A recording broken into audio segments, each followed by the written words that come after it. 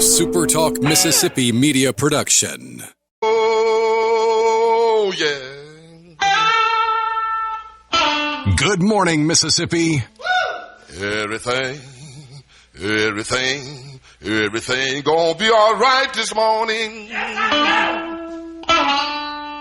Mornings with Richard Cross. Oh, yeah. Here on SuperTalk Mississippi. Woo!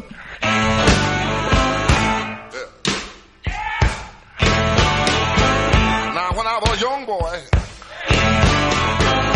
at the age of 5, my mother said I was gonna be the greatest man alive.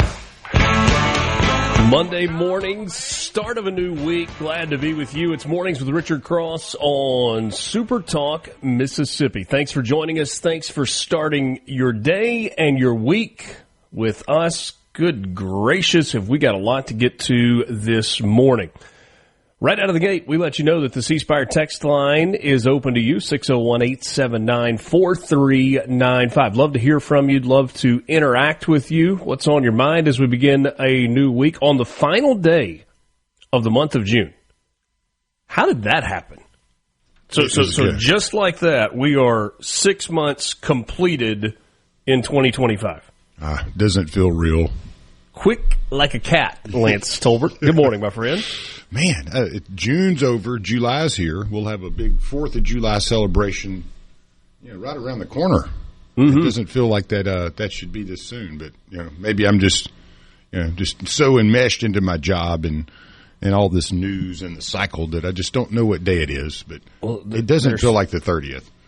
Yeah, no, I certainly get that. Do you got 4th of July plans? Anything specific you do on 4th of July, like same year, same people, same routine, or just kind of here we go, whatever? Man, it's whatever. I don't have a lot of habits like that or get-togethers, so it's just whatever pops up most likely. If I get a pool invite, I will be taking it. So Peaches, you're taking that. Yeah, Peaches, you hear me? I need a pool invite. I was telling him about it. I was like, Saturday, I said, man, I ain't even been invited over to the pool yet. He goes, well, we're going to have us a party. I'm not worried about a party. I just want to go dip in the pool, man. I'm going to need a production. So, party, not so much. I can bring my own party, but I cannot bring my own pool. That's right. That's right. I almost thought about going and getting one of those little doggy pools, and just being like having your 6-pack of beer sitting over here in like an open cooler, and just a little blue pool with some dirty water the dog's kind of been in. Something to put your feet in. Yeah, no, I'm kidding, but you wonder when it's pool season and you hadn't been in the pool yet, you look for any excuse you can. I do kind of feel like the dog pool fits you, though. I don't mean that in the way you describe yourself, like get up and run around with the dogs outside and, let them play. It just feels like there's like a foldable lawn chair where you could plop right there and put your... You're not wrong. If my backyard your feet right in there. My backyard looks like the Sahara. The front yard, when people ride by, they're like, oh, my God, that's the most beautiful yard I've ever seen, the roses and the grass. And then you go to the backyard where a horse dog runs around 24/7. And another, a lab. And so it's just brutal. For 2 or 3 months in the summer, it just gets horrible. So, I feel like I'm at like a really bad beach resort in the backyard too. But as much rain as we've had, it feels like it should have the nourishment that it needs to have lasted into July. You don't understand the feet this guy has. The hoofs. That's fair. Yeah. He's my height, and he's 24/7 chasing everything. He's such a fun guy. And you don't ever want to tell him no because he has so much fun being a dog. I wish I had that much fun. I get close, but big energy. Yeah, he's such a good dude, Hawk is. So I let him do what he wants pretty much. He listens to what I ask him to do, but he ate up a couple of my trees last year as a puppy. He ate a fig tree and a couple other things that I've been growing, and he's kind of gotten out of that phase now. It's just chasing birds. So, but yeah, the yard in the back. Oh man, I've got to plant ryegrass, because nothing else will last. The turf is gone. So if you know anybody wanting to get rid of about a 60 by 30 piece of high-end AstroTurf, for the backyard, I'm considering going that route. I don't think I'll never have grass with this big old boy, but that's okay. Such is life. kind of a mix across the state today from a weather standpoint. You're going to see some sunshine. You're going to see some rain. Oxford will start off with you. Cloudy this morning. Scattered thunderstorms developing later in the day. High 88, which is a far cry from where it was a week ago. Now, how different is 88 going to feel than 95, 96 felt last week? We'll see. But the humidity certainly is still there. Chance of rain today in Oxford, 60%. Greenville, a little warmer for you, 92 for the high. Sunshine, clouds mixed in. Stray shower, thunderstorm is possible. Breezy, 5 to 10 miles an hour out of the west-southwest. Canton, intervals of clouds and sunshine. A stray shower or thunderstorm is possible, high around 90. And down in Kill, Mississippi, showers early, then scattered thunderstorms later in the day, a high of 89 degrees. Winds out of the west at 5 to 10. Got about a 50-50 shot on the wet stuff today in coastal Mississippi almost. Kill not quite to the coast, but down in that extreme southern part of the state. It's humid. We got some. I know that. I was completely underwhelmed with the birthdays today, Lance. Well, I only picked two. Yeah, the news was okay, but what happened on this day was a little bit more powerful than the actual birthings. Mm-hmm. A lot of stuff going on. Iron Mike Tyson, 58 years old today. He almost born in 1966. Kind of needs his own day, though, right? You don't need a lot of birthdays competing with Iron Mike. Yeah. Youngest ever heavyweight champion. He was shy of his 21st birthday. Carried the heavyweight title from 1986 until 1990. Born in Brooklyn, New York. One of the most powerful punchers that has ever lived on planet Earth. There's so many fights, and some of the ones later in his career are the ones that kind of grab all the headlines, whether it's Lewis Tyson, which happened in Memphis. You remember at the Pyramid? I guess that was around 90. What was it, 2001 maybe? I think so. The first one. But I go back to 1986. I guess it was 86, 87 when he fought Michael Spinks. 2002 was the first. Okay, 2002. Okay. Was it 86 when he fought Michael Spinks and it lasted 34 seconds? That was my favorite of all of them. The look on Spinks' face as he's laying on the mat. What it's like, what just happened? Did a truck just hit me? Yeah. One of the most decorated Olympic athletes of all time, Michael Phelps, is 39 years old today. 23 Olympic medals, almost an innumerable number of world championships. I've told this story in the afternoon before. I was listening years ago to a radio show in Dallas, and the radio hosts were describing something that I think would be very familiar in Mississippi. If you go, I'm just going from where I'm from, and I know you'll relate to this, Lance, but there are places all over the state of Mississippi that fall into this category. There was years and years ago in Oxford, there's a place called Starnes Catfish. And Starnes was out toward the lake, out around Hurricane Landing, and it was just kind of a hole-in-the-wall cinder block building, but they served catfish, hush puppies, coleslaw, and I didn't realize it was offensive, but I got to call it the tomato and the onion salad. I think last time I called it by the name of the salad for all those years, but apparently that's offensive. So you know what I'm talking about, the salad with the tomatoes and the onions in it. And it was that type of a restaurant. And Michael Phelps was swimming in the Olympics. And, I mean, this is a loud crowd and whatever else is going. And then when he goes into the starting block on a Friday night at this, South Texas fish house where everybody's minding their own business, the entire place gets quiet. And every eye in that building goes to the television to watch Michael Phelps swim. And that was the kind of impact he had for that run where he was so dominant in the Olympics. And then as it's getting closer and he's taking the lead, the place gets louder. It's like, the fish house in Texas or Mississippi or Georgia or Louisiana or wherever gets louder with it, and they're going crazy and chanting USA and the whole deal. He kind of had the ability to do that. Just an incredible swimmer, an incredible Olympian. Michael Phelps, 23 Olympic gold medals in 13 individual events.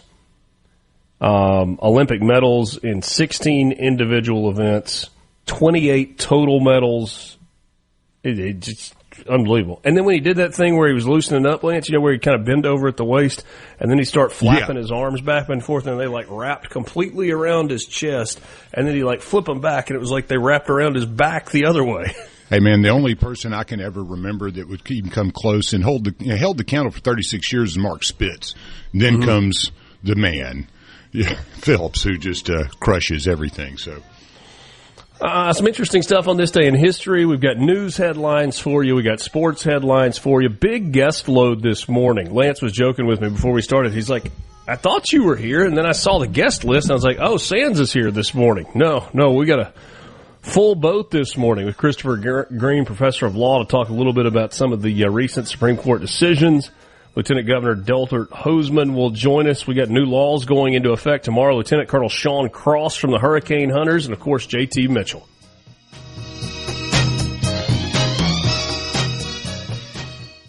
From the Venable Glass. Pour yourself a cup of coffee and get the Magnolia State's most important news of the day. Mornings with Richard Cross on Super Talk, Mississippi.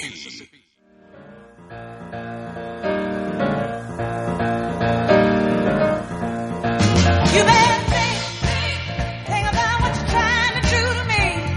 Think, let your mind go, let yourself be free. Let's go back, way on the way back when.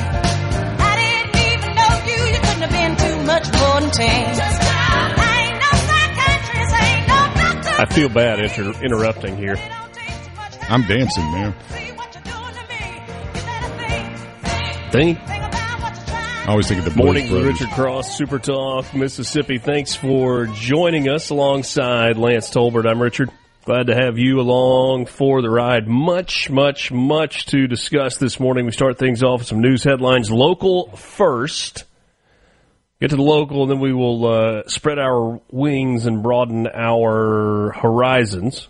Oh, wait. I got to tell you about some things that happened this day. Yeah, some big 1864, the Yosemite Grant Act, signed by President Abraham Lincoln, bestowed 200,000 acres to the state of California, establishing America's first state-controlled park. Yosemite is spectacular. I like Yosemite Sam. Yeah. On this day in 1905, 27-year-old clerk Albert Einstein published his theory of special relativity, the relationship between space and time. It is an equation. E equals mc squared. I can read the headline. I cannot explain to you what that means. Yeah, it sounds kind of simple, but I don't think the old space-time continuum. On this day in 1906, Congress passed the Meat Inspection Act and the Pure Food and Drug Act. These laws, much because of the expose journalism of the period, including Upton Sinclair's The Jungle. Gone with the Wind was first published on this day in 1936. The Johnny Carson Show debuted on CBS on this day in 1955. Now, why do you think exactly it is that CBS let Johnny Carson get away? Oh, maybe they're just not that smart. I guess there was a little tit for tat, though. I mean, if you think, you mentioned the late night wars last week when we were talking. So at one point you have Johnny Carson leave CBS to go to NBC. At one point you have David Letterman leave NBC to go to CBS. Yeah. Nobody can make their mind up, I guess. The executive, they didn't really know what they wanted until they lost it. Maybe they just didn't know what funny was. Yeah, exactly. That's what I'm saying. You didn't know what was funny until it was on the other network. And you're like, uh-oh, made a mistake. You had $8.5 million lying around in 1965. You could have increased your wealth dramatically. In 1965, NFL Commissioner Pete Rozelle granted ownership of the Atlanta Falcons to Rankin Smith Sr., Executive Vice President of Life Insurance Company of Georgia, paying a then record $8.5 million. Yeah, that's paltry now there. Yeah, Falcon's worth over $1 billion now, right? Several billion. Pretty good investment. Yeah, that played out well. This day in sports history, 1994, U.S. Ice Skating Federation banned Tanya Harding for life. Ooh. Yeah, Jeff Gahuli and Gahuli, yeah. Gahuli, yeah. That movie, I, Tanya's they told pretty good, Tanya actually. Harding, you ain't got to go home, but you can't stay here. Can't stay here. Yeah, kind of deserving. Poor Nancy Kerrigan. Yeah, no doubt. I mean, that story's crazy. I mean, really, the whole thing. The movie, I, Tanya's pretty good, but I'd read and watched so many things on it over the years. It's just like, how does somebody's brain... How do you get to that point, you know? I mean, when winning is... Well, Jeff Gahuli, not a good dude. What a lunatic, yeah. Hey, you know, before we go too deep, the Night of the Long Knives. Do you know what that is, right? That's when... Yes, that was 1934, this day in history. And I always think when I hear this, like, that's a really good name for putting a gun to the back of somebody's head and pulling a trigger. You know, because you know that's how it went down. It wasn't no long knives. It was execution style of all your foes. So that happened on this day. Adolf doing his thing, huh? Marketing, yeah. I mean, they were good at the marketing. Yeah.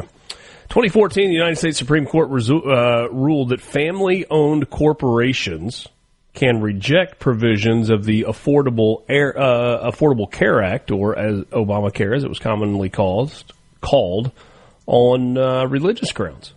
So if you're a family-owned business and you have a religious or had a religious objection, then there were parts of the ACA that you could say, no, we're out on that.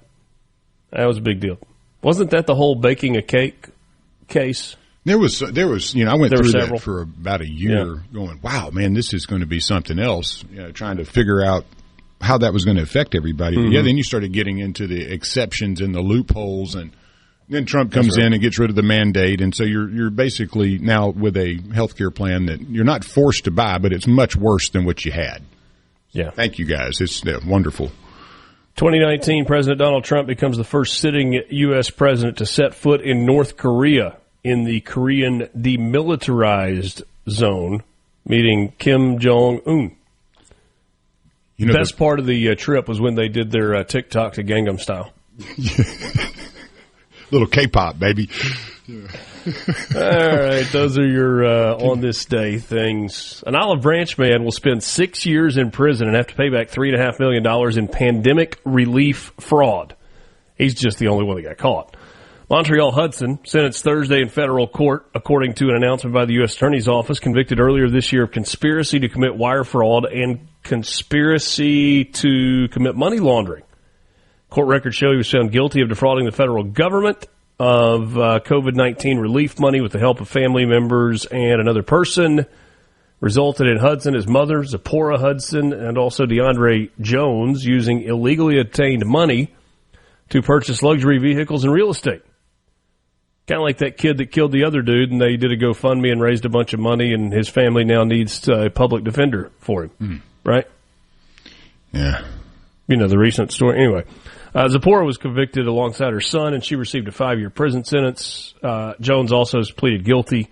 So he owes $3.5 million, and he's got to pay that back while he's headed to prison. Good luck. Good luck with that, getting that money. That's that whole thing was the whole thing's a scam. I mean, just a whole money grab's what that was. Boy, it absolutely was, wasn't it? Goodness gracious. No, but you know, the fear mongering around it too. It was sad. You know, quite frankly, I hope Americans learned a valuable lesson from where we place our trust. You know, yeah. Good. When you're being pushed around and forced and basically bribed to do something. Isn't there like a psychological case study there too? Goodness gracious, also? Man, what happened to people during that? And kids, to me, I'm still reeling from what was done to the American people in the name of science and saving lives and whatever you wanted to put a label on it. And then if you did push back. Oh, yeah, trust me, I did. If you were like, oh, no, this is not a good idea. No, I'm making a different decision for my family than what the government is telling me to do. I mean, you were scarlet lettered. That's a great way of putting that. Yes, you sir. were cast out. Yep. Ostracized from the community. Mm-hmm. I didn't know I lived in a community. And to be perfectly honest, the only way, Lance, that you could live the way you wanted to live that way and maintain the lifestyle you currently had, you better have a big old pile of money. Yep. Yeah, because you couldn't travel the way you had been used to traveling. You couldn't vacation. You couldn't go to work the way you had been going to work. So, I mean, if you took a stand and you're like, no, I will not wear a mask. I will not take a vaccine. I will not bow the knee to the throne of the government, et cetera, et cetera, et cetera. And by the way, tip of the cap to those of you who did, whether you could afford to do it or not. Tip of the cap. It's then. You look pretty smart today. Well, and I go back to 2001, and if we look at what's happened to the American people and the psychological effect in a little over 20-year period, it was right at 20. 2019 was COVID in 2001, so let's say 18 years. I mean, that's a lot of psychological impact, to see. COVID was 2020. Well, yeah, you had the boat floating around, the boat floating around out there that nobody wanted. And we were all going, what is that? Nobody wants this cruise ship. Everybody was like, no, turn around. We don't want this. And then all of a sudden, a few months later, you got COVID. So, but it just reminded me of, and obviously it was a totally different deal in 01, but the psychological impact of the Twin Towers and the planes and so many dead Americans. And then what happened after that, the huge money being spent going around all over the world in a war on terrorism, whether you supported it or not. Same with COVID. I mean, it's just psychologically so deep, so big, and had such a grand impact on the American people. And I think we're still paying for both of those immensely. Probably will for 100 more years. These things weren't cheap. All right. Deep thoughts early this morning. Yeah, I got to knock them out, get them out of the way. We're only behind already with no chance of catching up this morning. Tip of the cap to Howard Industries, expanding their operations across Mississippi. The Laurel-based company is an electrical distribution, transformer, and technology products manufacturer. Announced the addition of 450 jobs and $237 million in investment into the state of Mississippi. 3-county expansion will allow them to meet Department of Energy requirements for electrical transformers and addressing the growing demand for the power sector moving forward. They plan to complete the project and fill the new jobs within 5 years. Back with you on MRC right after this. He's in the jailhouse now. From the Seabrook Paint. Shaping Mississippi politics each morning. Mornings with Richard Cross. Super Talk Mississippi.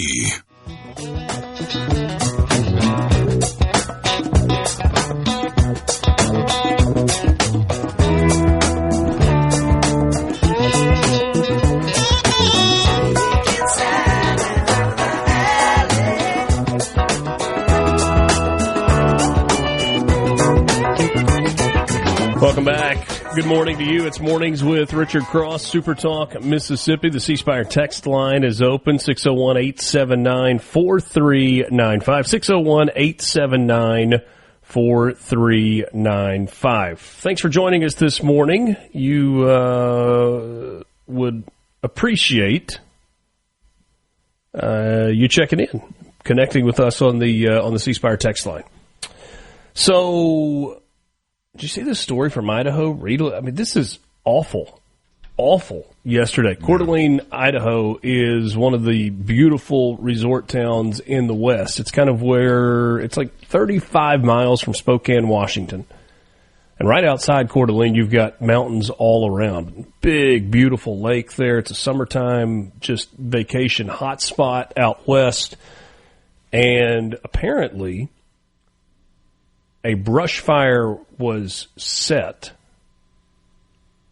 Emergency personnel and fire department officials were called, only to be greeted by a sniper waiting in the distance who began shooting at the firefighters. 2 of them killed, a third seriously injured. I've not seen an update on the third this morning. I mean, this is diabolical psycho stuff. They're everywhere. That's for sure. Golly, about 1:30 yesterday afternoon. Terrible. I mean, when I first read the story, it was almost like, what? I mean, I feel like a shudder go down your spine. Yeah, he goes up in the mountains, sets a fire to entice the firefighters out. Then he ambushes them and starts shooting them. And what would possess someone to be off their rocker that bad to do something like that? But apparently we have quite a few of them running around. We certainly do. Certainly do. All right, time to get into your sports headlines. Our sports headlines are brought to you every single day by Pearl River Resort. Visit them online at pearlriverresort.com, your destination for casino thrills, family fun, and live entertainment. Pearl River Resort, pearlriverresort.com.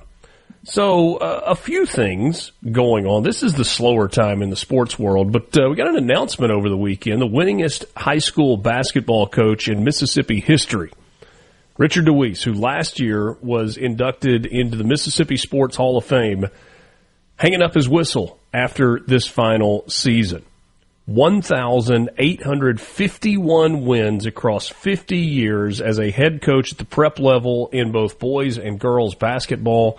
41 state championships, 15 MAIS overall tournament championships. Only coach in state history that has won the overall titles in both boys and girls basketball. 12 of them in boys, 3 of them in girls. The Indianola native's career began as the head girls basketball coach at Yazoo City's Manchester Academy in 1975. Coached 4 years at Manchester before being hired to lead the boys and the girls programs at Lee Academy, then on to MRA in 1982. He coached both programs until 2002 and then took over as the athletics director and the exclusive boys coach. He has been named MAIS Coach of the Year 30 times in his career. Got to make one more run at it in the I guess it'll be the 2026 high school basketball season. After that, going to ease into retirement, and deservedly so. He's had some titles there. I mean, I don't know what you do with all those. I don't know what you do with all those trophies, but you just kind of sit back and keep adding on to the house. I guess you just call you need a room. You call your construction or a wing. Yeah. Every year, like, hey, I want another 2 or 3. Let's come on in. BYU quarterback Jake Retzloff is planning to transfer from the school, sources confirmed to ESPN yesterday. He's facing a suspension after admitting to premarital sex, a violation of the school's honor code that surfaced during his response to a civil lawsuit in which he was alleged to have raped a woman in 2023. Retzloff met with school officials on Friday, they informed him that he would likely face a 7-game suspension for violation of their honor code. He has begun informing staff and teammates of his intention to leave.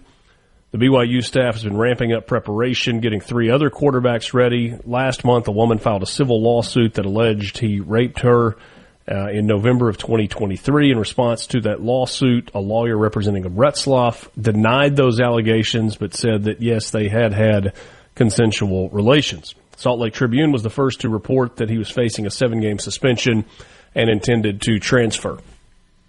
I would know nothing about, I don't know anything about this particular situation. I wouldn't know anything about what I saw other than what I saw on television a year ago about Jake Retzloff if I had not done a BYU game in week 1. I was in Provo in week 1. So the day before the game during football season, we interview the head coaches, usually the offensive and defensive coordinator, and sometimes the players. BYU was one of the most accommodating media relations departments I've ever worked with, Lance, and we sat and we had at least a 20-minute conversation with Retzloff, and he was really, really impressive and interesting. His story was wild.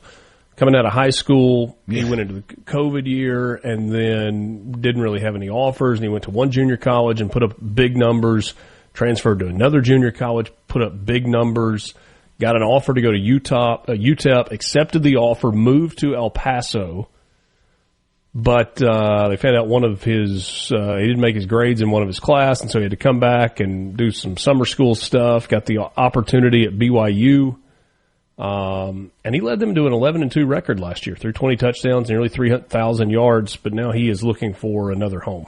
Those two, what was it, Golden West and Riverside were the two junior colleges, and he tore it up, man. I mean, 8,000 Played with his brother some of the time. Yeah, I mean, it was really good stuff. Confident, big chip on his shoulder, all those good things, but now embroiled in a scandal in Utah. United States men's national team beat Costa Rica in a shootout to reach the Gold Cup semifinals. They won 3-2 over Costa Rica after, won 3-2 in penalty kicks after a 2-2 draw.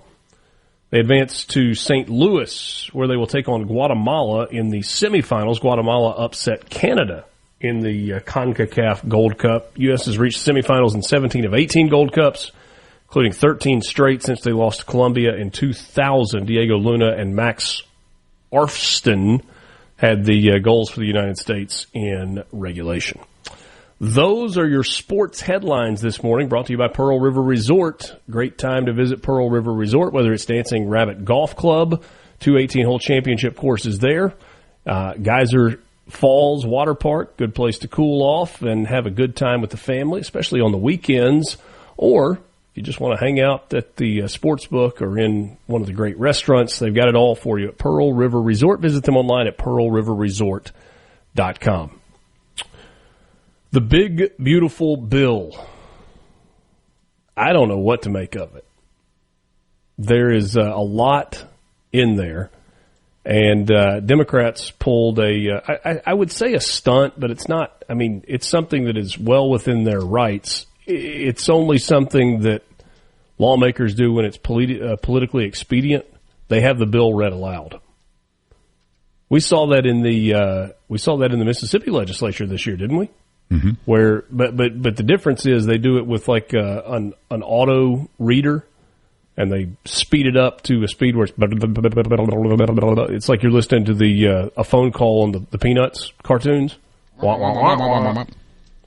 But it is read it loud. In the case of the United States Congress, it has to be read by congressional staffers.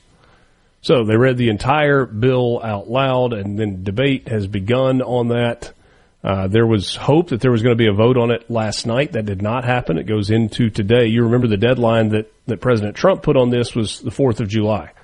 Today is the 30th of June.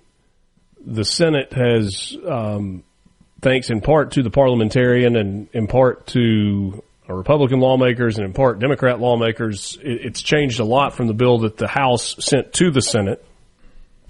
Once the Senate, assuming they pass the bill, it will go back to the House, and we will see if the House accepts the version that the Senate sends over.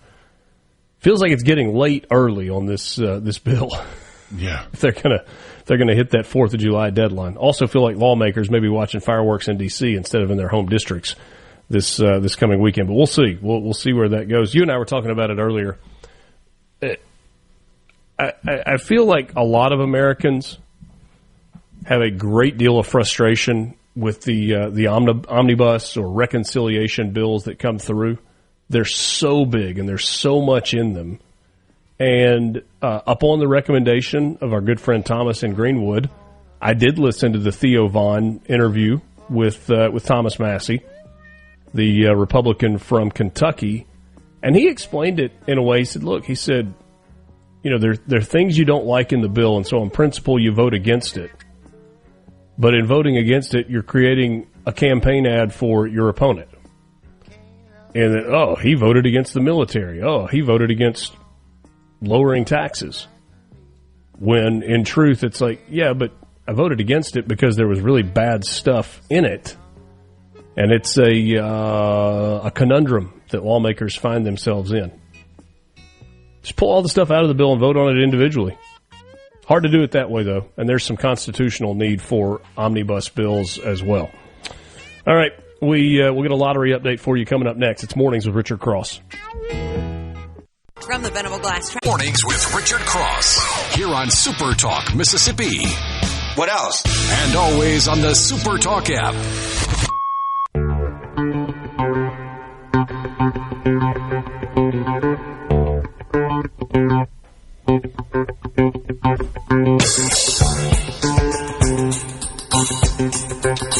Glad to be starting the new week with you. It's Mornings with Richard Cross on SuperTalk Mississippi. Thank you for joining us. Time for an update from the Mississippi Lottery. You can find them online at mslottery.com. That's the Mississippi Lottery. We start with Lotto America. There was no jackpot winner on Saturday, and so the estimated jackpot is now up to almost $2.5 million. The estimated cash value now $1,112,000.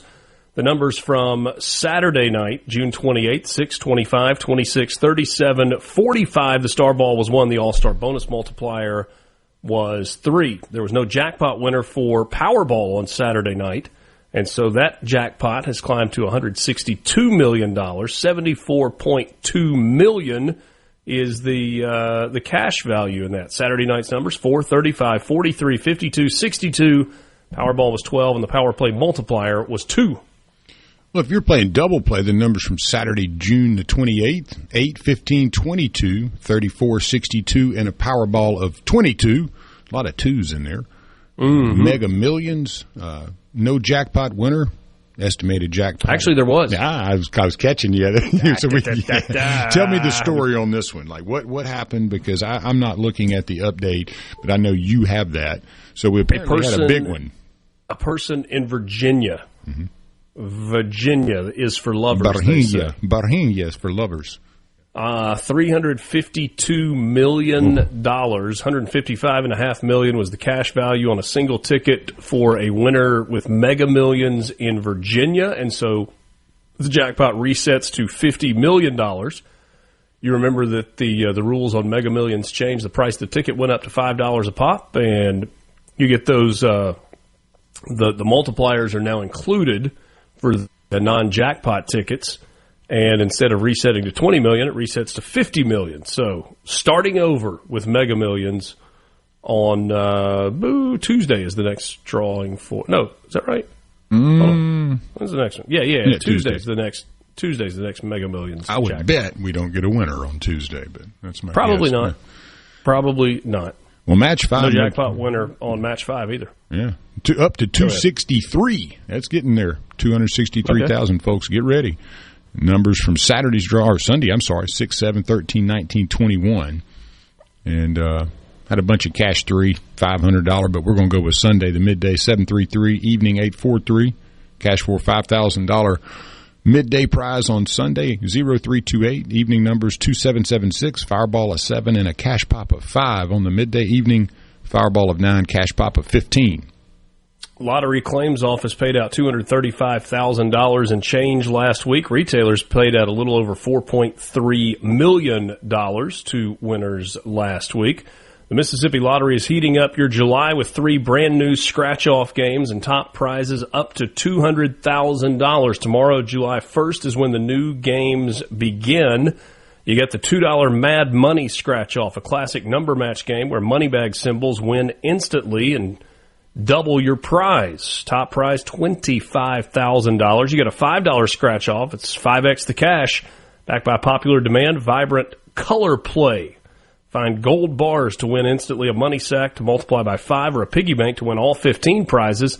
Top prize there is $100,000, and then a $200,000 top prize on the $10 scratch-off Triple Red 777. Reveal a 7 to win, 77 to multiply it by 5, triple sevens to multiply it by 10. Don't miss the bonus spot. Uncover a dollar bill symbol to win instantly. The top prize there is a $200,000 deposit into your account. How about we take a look at a few winners? Just a few? Got a few out there. You got a few? Yes, sir. Cash for winner. An Isola man won $2,600. Purchased that ticket at Double Quick, number 28 in Isola. Then we had a handful of cash pop winners out there. Not a bunch of big ones, but enough that it'll make a difference. Players from Macomb, Collins, Crawford, each one. Put a smile on your face. I'll take $1,000. Each won $1,000 on tickets from Mr. Quick Martin Summit, D&B Discount Tobacco in Collins, and Shop and Go in Columbus. And he also had players from Belden and Ridgeland. Each won $2,500 on tickets from Blue Sky 733 in Belden and the Sunrise Food Mart in Ridgeland, Mississippi. Vernon, Alabama man won $5,000 on a ticket from Sprint Mart in Columbus, and an Ocean Springs man put $1,000 in his pocket on a ticket from Shell Food Mart in Moss Point. That was on a $20 200X Cash Blitz ticket. So congratulations to all the winners. You can play by visiting your local Mississippi lottery retailers. MSLottery.com is the website. Keep up with all the games and all the promotions that are happening right there. Hey, I'll say something funny real quick. But I was standing behind a gentleman yesterday, and he had bought one of every ticket other than like number 12 or 13. I can't remember, but I sat there watching. I mean, he finally was like, "Sir, you can go in front of me." He was an elder gentleman. Every ticket you could buy. Yeah.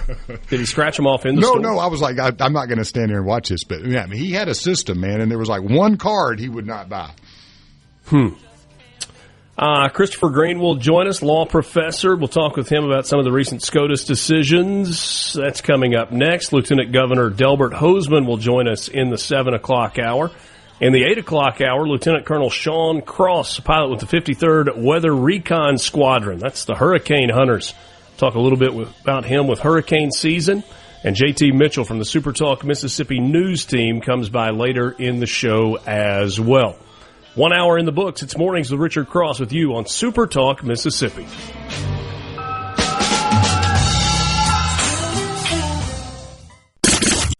The views and opinions expressed by the hosts, guests, and callers on this show are not the opinions of TeleSouth Communications, its management, or advertisers.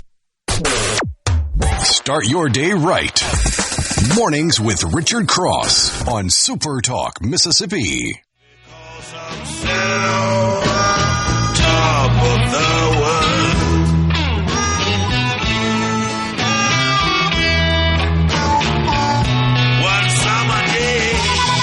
Appreciate you being with us on Mornings with Richard Cross, rolling into the 7 o'clock hour on the final day of June 30th, 2025. Glad to have you along. You can join the conversation on the C Spire text line.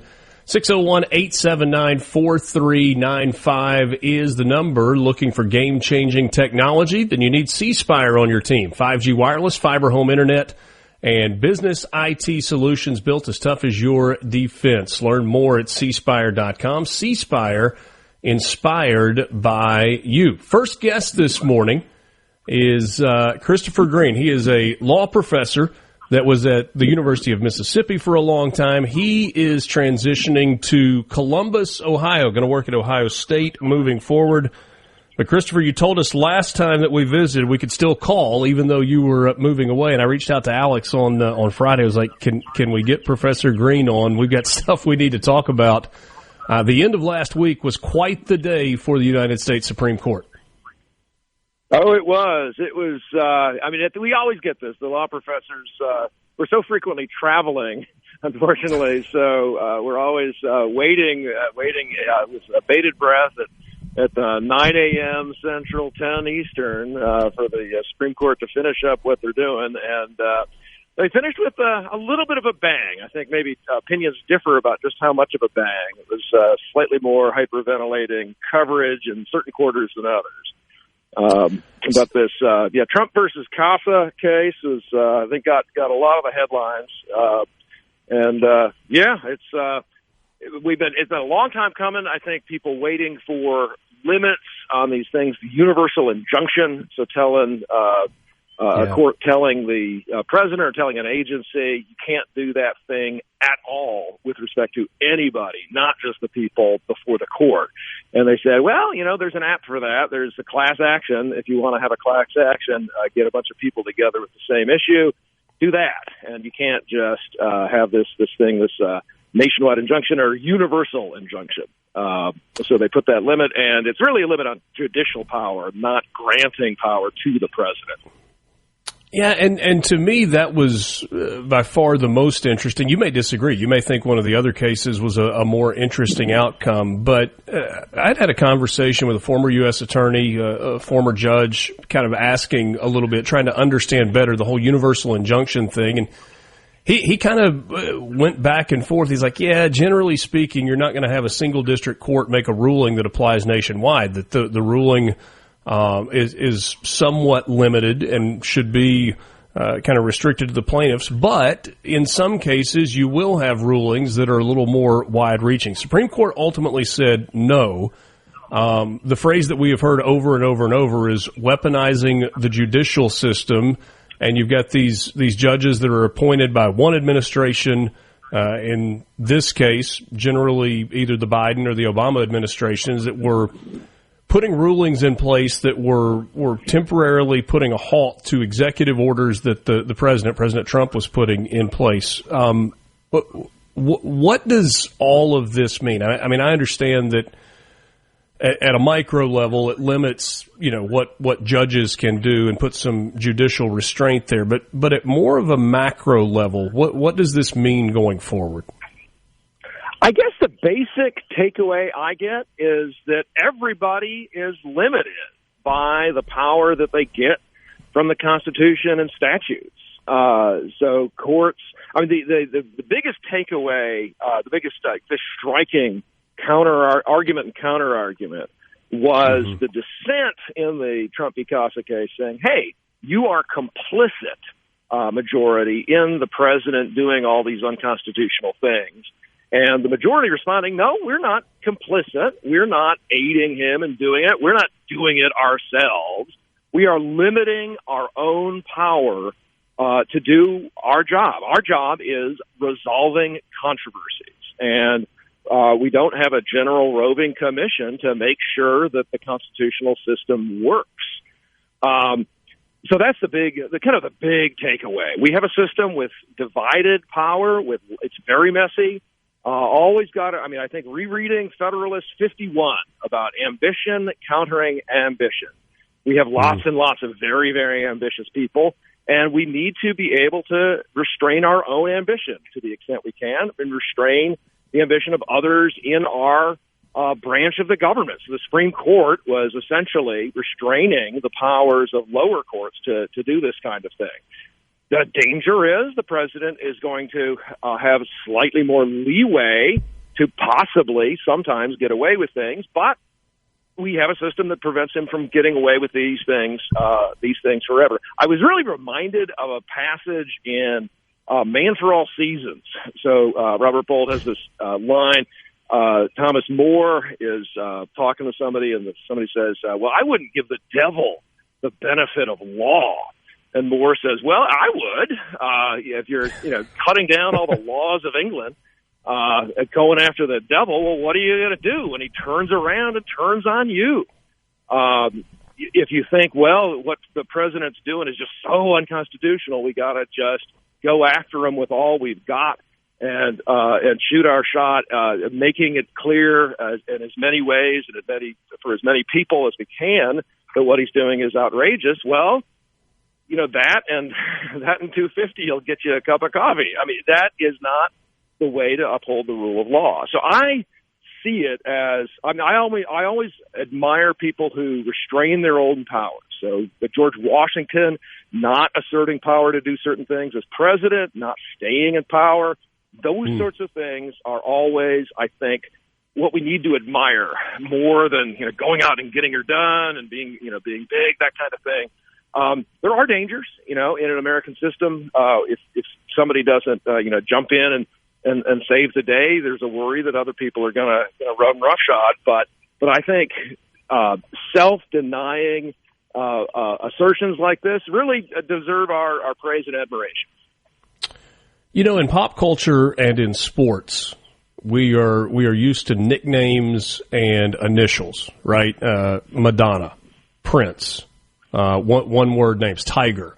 If you hear the initials MJ, you immediately know that people are talking about Michael Jordan. I didn't know that we were going to get to that point in the Supreme Court because we've got KBJ and ACB going after each other in an opinion and a dissent. And Ketanji Brown Jackson wrote a dissent that was about as sophomoric in terms of the language used in the dissent as anything we've seen from the Supreme Court through the years. You have read numerous Supreme Court cases. Maybe there are examples of this from the past where there have been open shots taken. I don't know that I have ever seen an opinion, though, where one justice basically said, if you're reading between the lines about another justice, you are stupid and we are going to ignore you. But I feel like that's what Amy Coney Barrett wrote about Ketanji Brown Jackson's dissent. Well, you actually get that vibe more than you'd think. One of my professors, he said, when you get this spicy rhetoric back and forth, he said, you got to remember these folks they're kind of like 9 separate law firms, like little, very small law firms with 4 justices, some, support staff and the justice. And he says, well, some of this spicy stuff really might have been written by the clerks who don't really have the long-term friendship between these people as at stake in quite the same way. When it is in writing as opposed to face-to-face, it's there's a certain sort of emotional distance. But certainly Justice Scalia, actually when Justice Scalia passed away, Justice Thomas had this really, really funny, dramatic reading of all the times that Scalia had called Justice Thomas a nincompoop.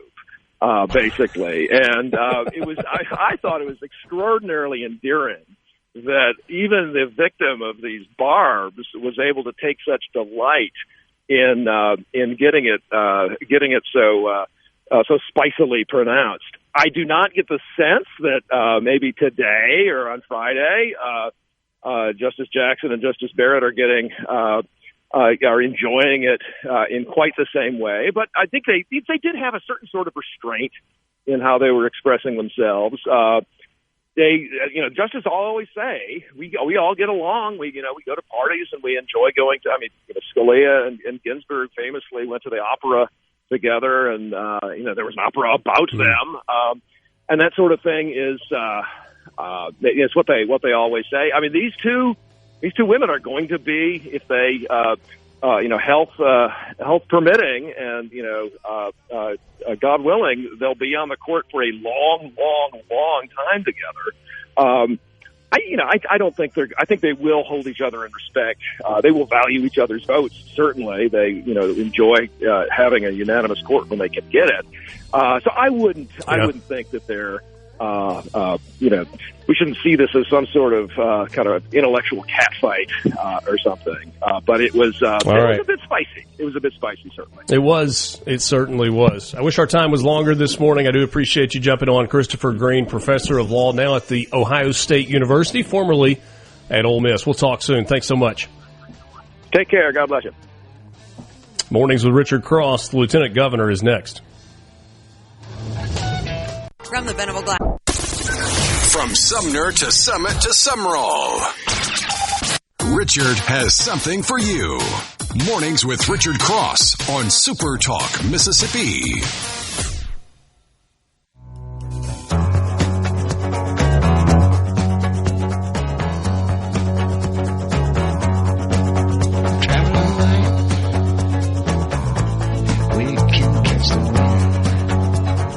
Glad to be with you. It's Mornings with Richard Cross on SuperTalk Mississippi. Thanks for joining us. This may be a week where some of you are traveling or taking a few days off as we celebrate the 4th of July, the independence of the United States of America.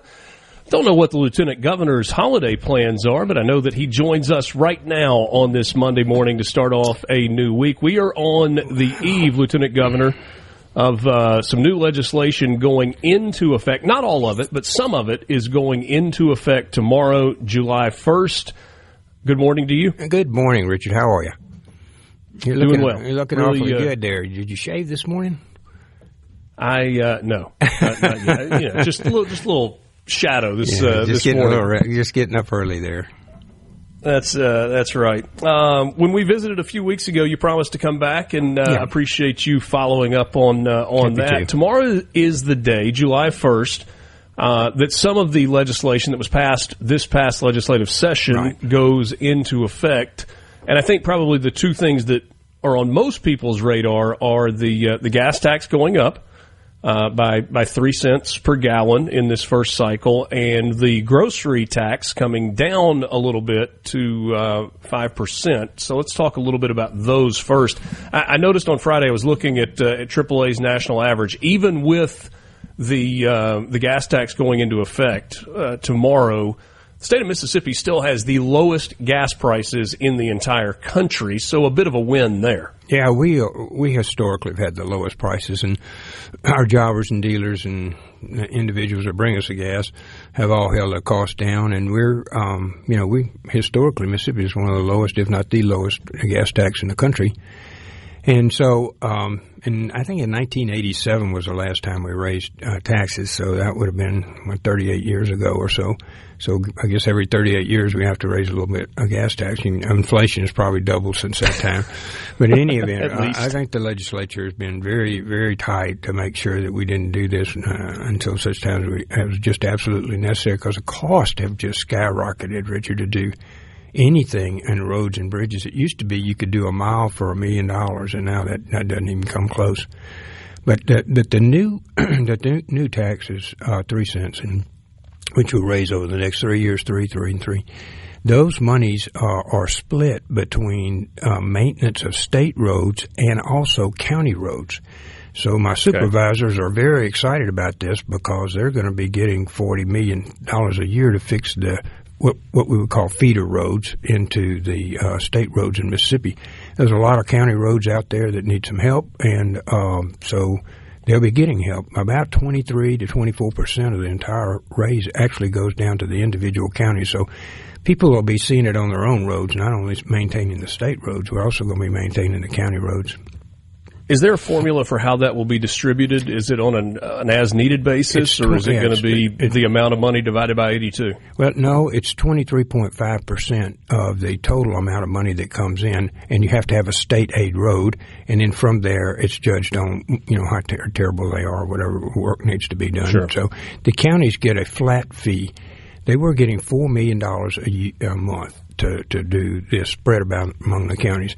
It doubles to $8 million, and then they get a bonus amount depending on how much the gas tax brings in. So they literally went up 100% on the amount of money that will be given to them for these aid roads.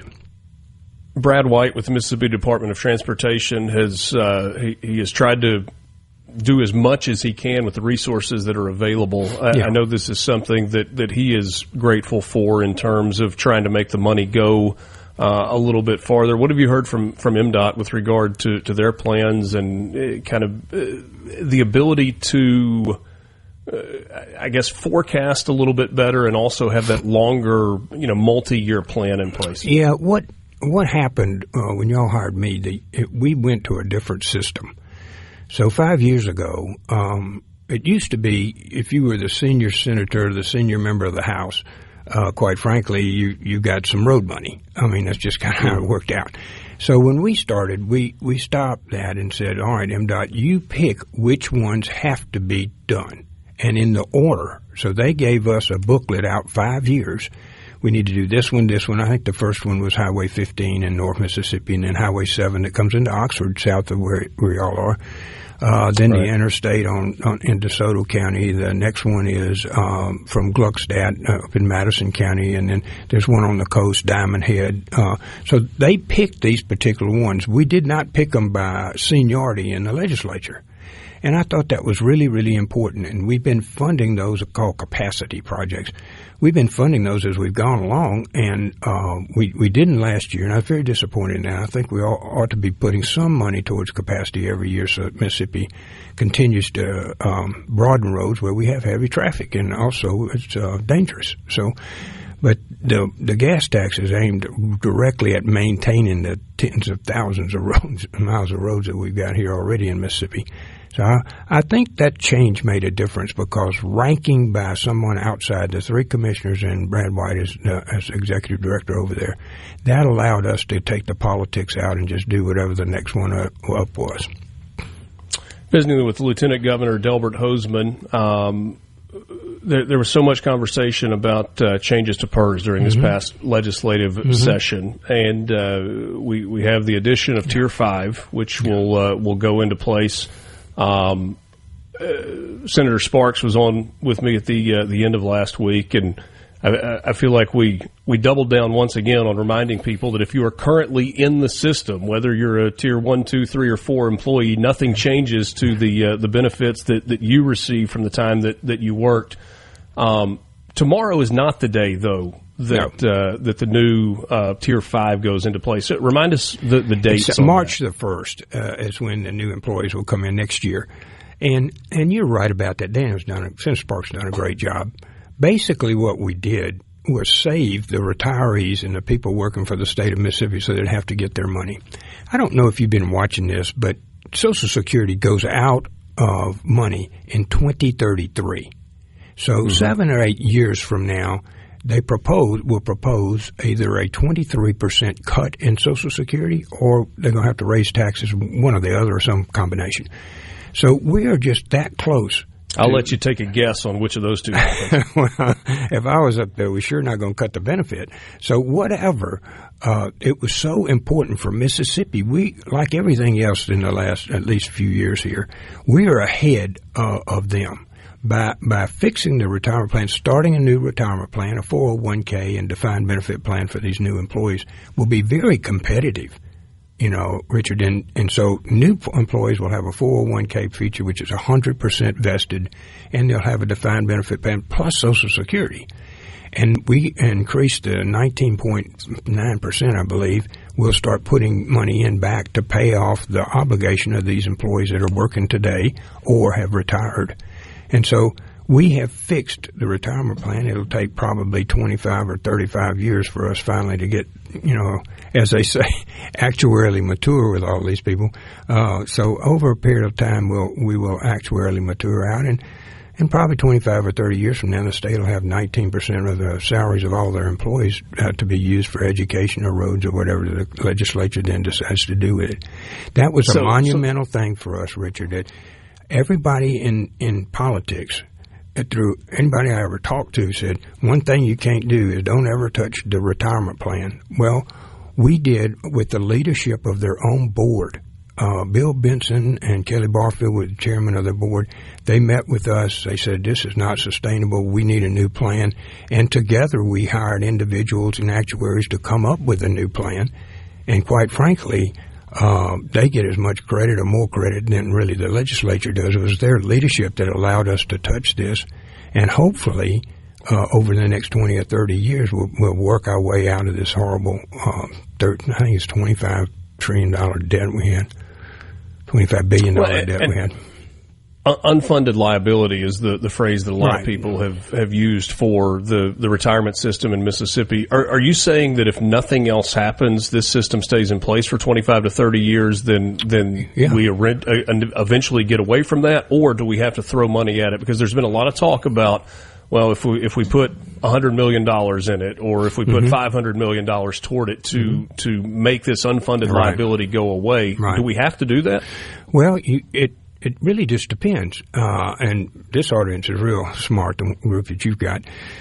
We have assumed a 7% rate of return. So without getting too hard into it, and we have $35 billion in the plan. So without getting too far in that, every 1% is $350 million. So if they earn like they did last year, 11%, they picked up $1 billion we hadn't planned on. So so putting $100 million, I think, is a good idea. But quite frankly, it pales in the rate of return. If they have good rates of return, this accelerates for us to get out from under it much quicker. Compound interest is a beautiful thing when it works the way that you want it to. We'll continue our conversation with Lieutenant Governor Delbert Hosemann.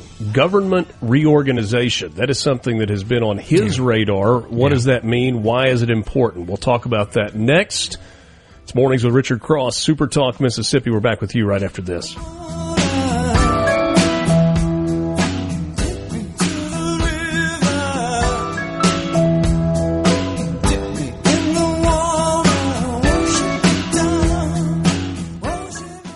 From the Seabird today.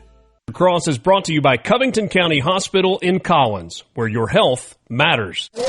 Morning, partner. The sun is up, the coffee is on, and you're starting your day right. Mornings with Richard Cross, here on Super Talk Mississippi.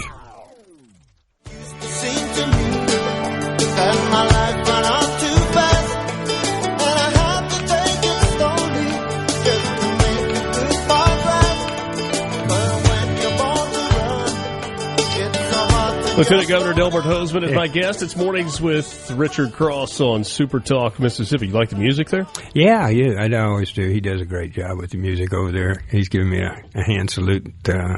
Thank you. Thank you, LT. You're the man. I was telling him in the break, too, I really appreciate him barbing you a little bit because you deserve it sometimes, you know, and the 5 o'clock shadow, it looks good. It looks good. I mean, it looks good. It's a younger look, you know. It's very nice. And by the way, it reminds me, I was with Keith Carter and Zach Selman the other day at the Delta Council, and we had a long discussion about NIL. I'll give us about another month or so, and I'll come back and talk about that. Name, image, and likeness for sports in Mississippi, which I know you're very involved in. You give it a month, and it might look completely different than it does today. I know. We're going to have to play some back with the law. We got real close with the last one we did this year, but we'll have to. I think we'll have to tinker with it a little bit. But I'm real anxious to see how that's all going to work out. So, but that's a whole other thing. You want to talk about state and reorg? I want to get off on NIL. I will tell you this. I listened to revenue sharing goes into effect tomorrow. So. You know, when things that go into effect, that's $20.5 million a university. I was very impressed with them. They gave a joint speech to a bunch of young men and women at Delta State, and I was very impressed with their idea that they were not only these young men that are coming and young women that are coming to their programs, but their thought about having them graduate and having them go on in society, kind of a longer term way to look at athletes. And I just thought I was very impressed with both of them. So universities are well served right now. There were a lot of people that used to look at college athletics that way as a means to a degree and a career beyond professional athletics. That's an idea that seems to be a little more foreign right now than perhaps it was at times in the past. Certainly good to hear that the leadership at Mississippi State and Ole Miss are continuing to look at that. Bright young men. They just did a really good job. Yep, absolutely. And who's the Auburn basketball coach? Bruce Pearl. Yeah, he's thinking about running for the Senate. Well, he wouldn't be the first former coach in Alabama to make a run at I was listening to NEC. that last night, and he was on about running for the Senate, and so I think I'm not going to get him there, but it's probably better for those two universities that he not be coaching over there because he's got a really good team last year. Could very well be the case. Lieutenant Governor Delbert Hosemann, you have talked at times quietly, at times very openly about a need for government reorganization in the state of Mississippi. Is that an efficiency thing, or is there something else there? Where are you coming from on government reorg? It's kind of the next thing that was up. As you know, we started with the education, and then we did the tax reforms, and now the next thing, it takes a while to do anything of this kind of magnitude. But basically, I look at our organization and have over 200 agency boards and commissions. Now, all I can tell you is we don't need 200. I don't know where we'll end up, but we won't need 200. So we're working with our Kelly Hardwick, who runs our personnel department, working with a number of other groups about how to look at what the structure of government ought to be. And there's three things that are motivating that. First, the contact between my citizens and my government is changing. It's evolving significantly with AI and with all of the information that is going over the Internet. So we need to be accessible. That's the very first thing. It's your government, and I want you to be able to access your information or talk to some human about what's going on. The second thing is, with all of the advancements in AI and whatnot, we don't need as many people to do the same job, so we can repurpose people where we may need them somewhere else. The third is just to make sure our cost is as low as possible to deliver the services. And so when we look at these agencies, and I've got one of my senators has gone to every one of these agencies, what is your core competency? What are you supposed to be doing? And then second, what are you doing? And why are you doing something you're not in your core competency? And then what is the cost? Like we have 17 agencies that have less than 10 employees. So people talk about fraud and abuse. I'm not just talking about that so much as I am talking about efficiency economically. And that's where we'll be headed this year in the Senate. As you'll see our hearings coming up, and we'll start looking at each one of these agencies. Texas has done this. We had Asa Hutchinson down. The third leg of that fraud and abuse stool is waste. Yeah. Does this fall into the waste category? It well could. And what you have is just this creeping government. You just kind of add on every time there's another problem. The legislature adds an agency or somebody adds another employee. And we really need to go back and say, what do we really need to be doing? We need to have a judiciary? Absolutely. We need to have the highway patrol? Absolutely. We need to have child protective services. You look at these things, mental health department, things that we need, and then are there ways for all of them to operate more efficiently? Like this year we passed a bill that they can talk to each other. That we have a sharing of information over the internet. You would think we hadn't had to do that, but in any event, I expect this to evolve into, like I said, Arkansas Asa Hutchinson testified at our first hearing about how he basically put in a cabinet style. I don't know whether that'll be the case or not, and we have an open piece of paper here about how we're going to end up. I anticipate we will have less agencies. Like I said, I don't anticipate that they will all be needed, or they'll be under another umbrella. And I anticipate that this will be the recipe for going forward for not next year. I'm looking at things where we're going to be 10 years from now. So what are we going to be able to do electronically that we're doing now with people? And I know that's happening across the agencies. I don't know that we've said anything terribly controversial this morning, so let's see if we can change that. Is there a scenario where school districts and the number of superintendents, the number of school districts that exist in the state of Mississippi might get to a place where it's commensurate with the number of counties that we have in Mississippi, or even fewer? Could that be part of this government reorganization structure? It'll be part of the review of education itself. And you're right about that. It also has been just a third rail for anybody to touch. But what you're seeing is people are moving in and out of different districts. I've been quite clear. I think everybody that's in an F district ought to be able to leave. And why aren't they leaving? It's not for the child they're keeping that district open. I mean, it's an F school. They're not getting any education, so they have no chance to sit in your chair or any of the chairs that people are listening to this show. So I've never liked those. Those would be prime examples of ought to be either looked at as on a merger basis or looked at as just going away and letting the kids go to where they need to be or where their parents think they ought to go. So I think there is going to be some of that. I can see that coming. There's a lot of cultural history where these small towns have been playing each other in football and basketball. You know that for years, and so those people want to keep that culture, and then you start to balance it.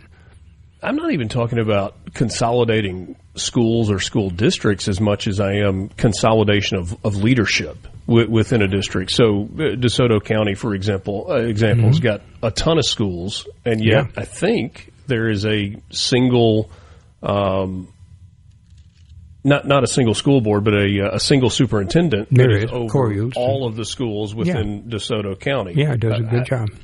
I live in Lafayette County. You've got two thriving public schools there with the Oxford School District and the Lafayette County School District, but they've got separate superintendents. I mean, is there a scenario where it would make more sense from a fiscal standpoint and from an operational efficiency standpoint to have one superintendent per county, or in some cases, if you've got small schools and small population, maybe one superintendent for multiple counties? In the work that I'm doing, I'm dealing with government agencies. The Board of Education, we've had a discussion along these lines with the individuals that head that agency. And I think it's up to their board and those individuals to take that step where they say, okay, these particular ones are not going to make it. They're down to, 300 or 400 kids in K through 12. So it's not sustainable and it needs to have X. Or you can have, as I worry about, you can have an F school for a long time and those kids just never get educated. So I think those will come out of the Department of Education. There'll be some recommendations to the legislature. We unfortunately don't have teachers in the Senate anyway, and that where you'd be represented by somebody that had some experience at this. So I'm anxious to have the Department of Education give us some guidance on where we ought to go. We've really. Do you have any retired educators that are senators? We don't, and there's a reason for that. It has to do with PERS. We proposed this year to change it where we would bring retired educators back, and we're going to pass that bill in the Senate again. I want retired educators back teaching in schools. Yeah. So it's very. They have a lot of wealth that they can bring back and a lot of knowledge. So yeah, I'm excited. I'm hopeful that this bill will pass both. It passed the House, passed the Senate this year, didn't pass the House. So hopefully. Just a few minutes left with Lieutenant Governor Delbert Hosemann. I'm going to ask him about something that he has looked into or has begun looking into when we come back. That's a first-time home buyer or home builder incentive. We know the price of housing is spiraling out of control. Is there anything that the state is looking at that makes sense? We'll back with you. Mornings with Richard Cross right after this. From the Venable Glass. No matter where you're from, Abbeville, Batesville, DeIberville, or any other ville in the SIP, you're starting your day off right. Mornings with Richard Cross. Super Talk, Mississippi.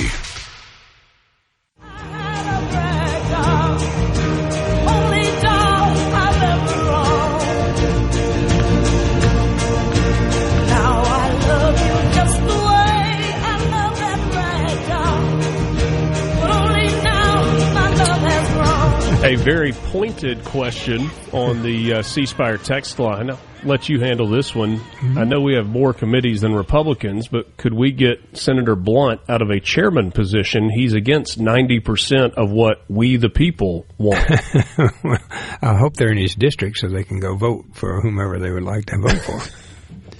Senator Blunt's been on the show with us, and we have discussed a number of things. I was quickly corrected on my phone here by Senator Angela Hill from my Pearl River. Senator reminded me quickly that she was a science teacher in her former life. So at least I have one teacher in the Senate. And one other thing I want to say before we get on, and we'll finish on this other, I do want to talk about that. We had two firefighters assassinated or murdered, whatever you want to say, yesterday. Mm.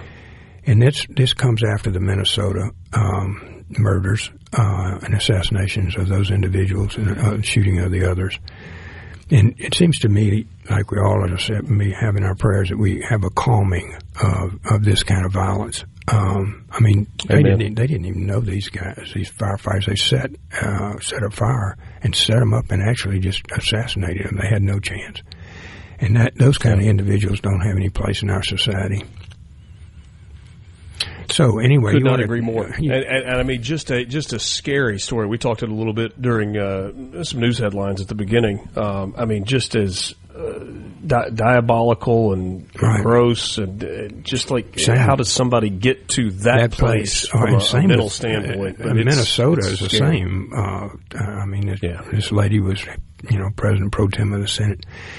But anyway, you wanted to talk about something else. I'm sorry. Well, let me ask you. I feel like I need to ask you about this. Is there anything that you are doing to further the protection for your legislators, the senators, and that?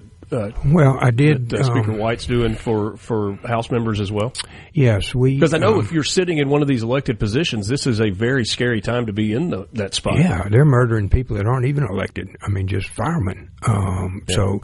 Yeah, we have been reviewing at the Capitol, particularly access to the Senate and to the House of Representatives, and we're going through drills in which some person assaults or breaks into the Capitol, and what is to be done in each of the Senate and House chambers. We're in a bubble up there. If you got up in the gallery of either one of those, it'd just be shooting down at people just with nowhere to go. So we've been we're very specific in doing, taking. I'm not going to get into what we're doing, but we're taking a very close look at the accessibility and everything else that goes on at the Capitol. These others that were murdered just on their front doorstep, it's very hard for. We have a legislature that's composed of people who work elsewhere. And so each of them have their own jobs and everything else. So it's very hard to protect them 24/7 when They may be selling insurance. They may be working in real estate. They could be working at schools. We have them all over, and so it's just very hard. We encourage everybody to be particularly careful and particularly watch your Facebook. When you get a threat on Facebook, you need to take that pretty serious. I've had my share, and I know others have as well. You need to take that pretty serious about what's going on and not just ignore them. All right, 2 minutes left. Housing costs are through the roof. It is particularly daunting if you are a young person just out of school, a young married couple, and you're trying to buy a first home or build a first home. This is something that you've been taking a look at. What are you learning? Well, first, we're way upside down. You can come out and a new home will be 5, 6, 7 times what your initial salary is, and that's just out of reach by the time you take out Social Security or your taxes and everything else.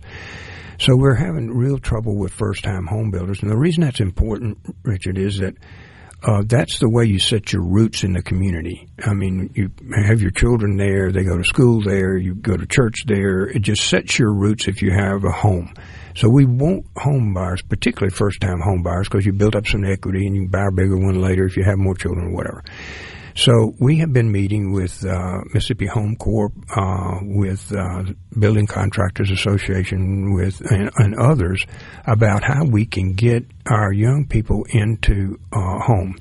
Now, I've been out all over Mississippi, from Wilkinson County to Tupelo and the coast, wherever, Starkville.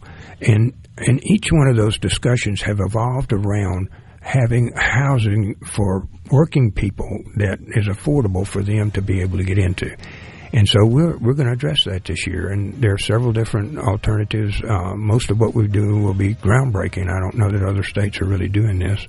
But we got people coming into the Tupelo area. You got people coming into the coast, people into Hatchburg to go to work, Starkville, the same places. And we need to be able to have them invest in their own community and have roots in that community through the purchase of a home. Talking about some kind of a credit or something other than that? I've got about 4 different alternatives. I've looked at both ends of it, how the financing goes and how the actual front end cost goes. And there's several plans that are out there, FHA and whatnot. So you'll see some more explanation of those. And I want to have us where we can be the most help to get those people into a house that they're going to live in. Look forward to talking about that more with you in the future. Lieutenant Governor Delbert Hosemann, thanks so much for your time this morning. It's good to see you, Richard. Enjoy your time. Thanks. You as well. We'll talk soon. All right, now to the important stuff. Your VIP pass to hear what the most influential Mississippians are talking about. This is very important. Huge news. Mornings with Richard Cross on Super Talk, Mississippi.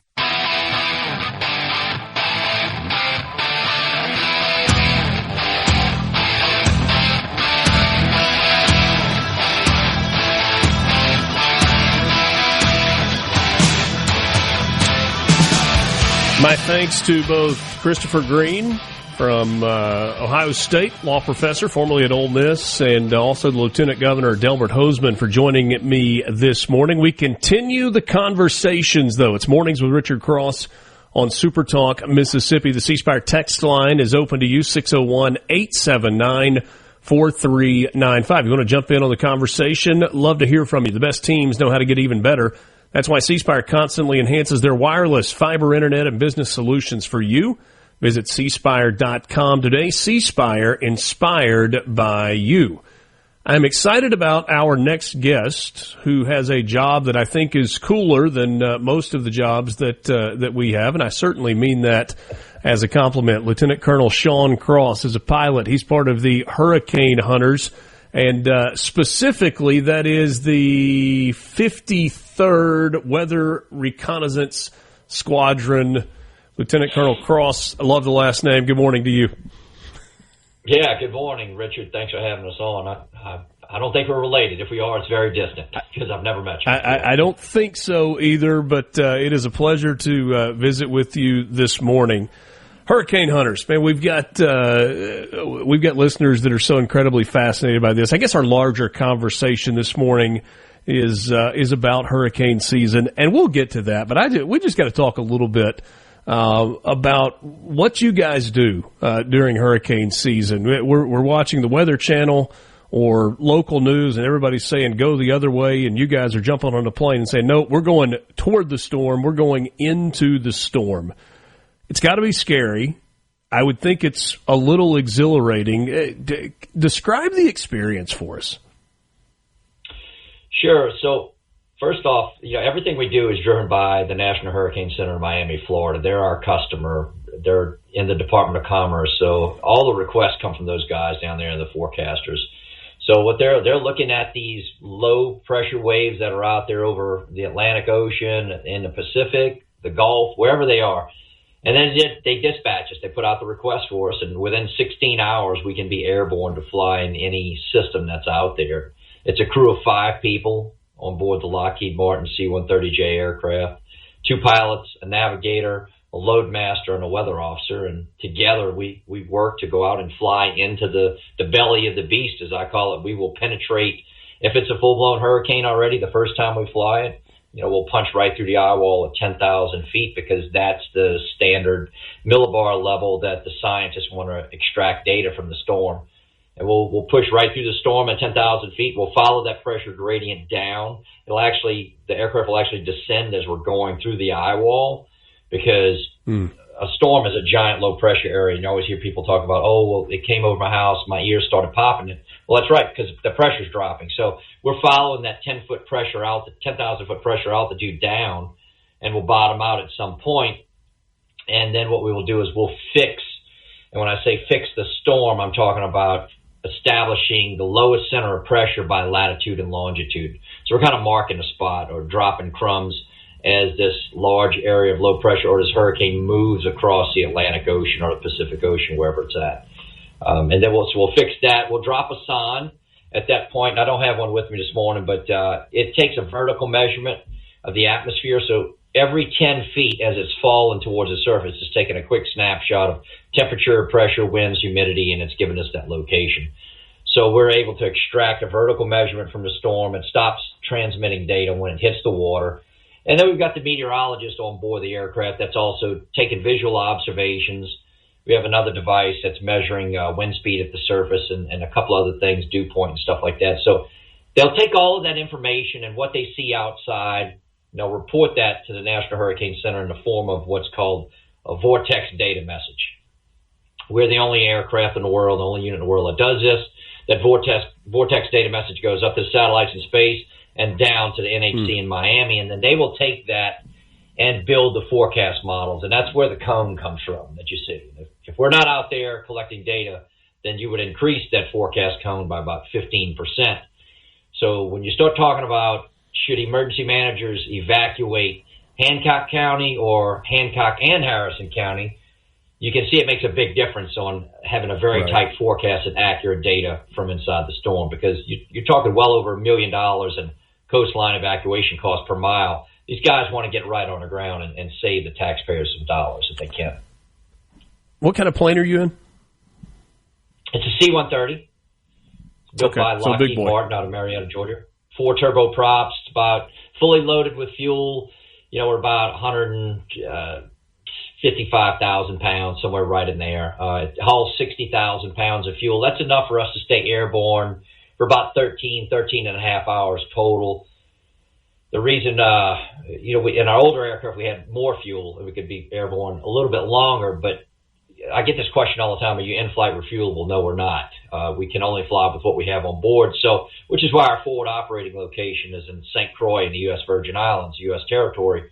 We've got a small warehouse there at the airfield where we pre-stage parts and things like that in order to sustain this 24/7 life cycle that we have. Because when the phone goes off, we're going to fly this thing all the way till it makes landfall, and it's no longer a threat to the United States. So, or any of our partnering countries that we have agreements with.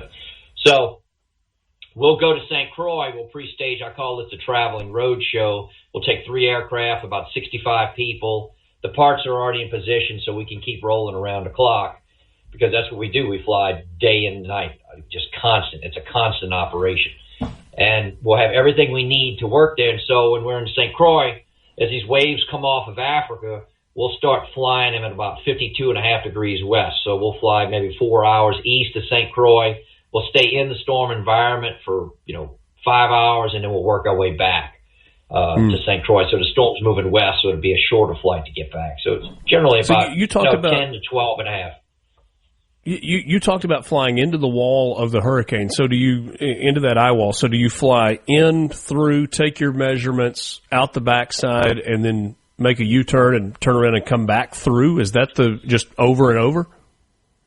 Well, what we fly, it's called an alpha pattern, so it's actually a triangle. So we'll fly in from a set heading, from an intercardinal heading, and we'll go in, we'll punch right through the eye wall at 10,000 feet, we'll fix the center, and then we'll drive that original heading out the storm another 105 nautical miles. And then we'll turn left, and we'll build another triangle, because now what we'll do is we'll fly, say, west, go to that 105 nautical mile run-in point, and then turn back on another intercardinal heading. It looks like a big box with triangles sliced through it, and so that's what we're doing. Wow. And the center point would be where the hurricane is. But those triangles are moving constantly because the storm is moving. So it's not a set box. You'll just see a sort of an overlay of triangles as we move across. And each one of those triangles takes about an hour and 40 minutes. So we do that 4 times, and it puts us in the environment for 5 hours. Visiting with Lieutenant Colonel Sean Cross. He's a pilot with the Hurricane Hunters. That's the 53rd Weather Reconnaissance Squadron. Those of us that have flown or fly regularly have all experienced turbulence, some worse than others. You get that drop where it feels like your heart stays one place and your body drops down 5 or 10 feet, and that's never fun. But usually it doesn't feel unsafe. Describe the level of turbulence that you're dealing with as you fly through one of the more intense hurricanes. And then when you get in the eye, in the center, where we hear that's the calmest part of the storm, does it completely level out when you're in the eye? Yes, it does. So the eye wall itself is just a huge conglomeration of thunderstorms that's wrapped up, spinning counterclockwise. So that is the bumpiest part. And I get this question all the time. You guys fly over the top and drop? No, we punch right through the eye wall because that's where the data needs to be extracted. We don't have the performance to get up that high anyway. You're talking the tops of these storms are 40,000 feet. So we just don't have a need to even be up there. But when you're going through the eye wall itself, I talk about Hurricane Michael a lot. 2018, we had this extremely rough penetration where we're going through on the final one as it was making landfall. And the autopilot couldn't keep up, and the aircraft was really just kind of tossed around, and the nose dropped. The wing we'd rolled almost to 90 degrees of bank. It was really, really turbulent. You're talking 150 mile per hour winds coming from our left side, so it just sort of lifted the wing up. It wasn't much of a challenge. We quickly corrected the aircraft, rolled back. The nose had dropped and sort of going 20, well, not sort of, it went 20 degrees nose low. We lost 20 knots of airspeed. You start hearing stall, things like that. But this aircraft, it's got 4 massive turboprop engines with like 12-foot prop arcs. So creating lift again over the wing is very simple. You just push the throttles up max power, and the aircraft just rights itself. It's a phenomenal aircraft that's been around since the 1950s. So, and once you get in the eye, you were asking about this, it's very calm, and we are trying to get to that lowest center of pressure. And the way we find it is because we're flying off the wind. So you will actually see the wind arrow on the aircraft drop to absolute zero, and then it will spin around in the opposite direction, and the winds will start to increase as we get closer to the eye wall. Have you got time to hang with me for a few more minutes? You bet. Fascinating, riveting conversation, at least from my perspective, Lieutenant Colonel Sean Cross from the Hurricane Hunters. Quick time out. We've got more on Mornings with Richard Cross with you right after this. From the Venable Glass. Wake up, get up, and start your day right with Mornings with Richard Cross here on Super Talk, Mississippi.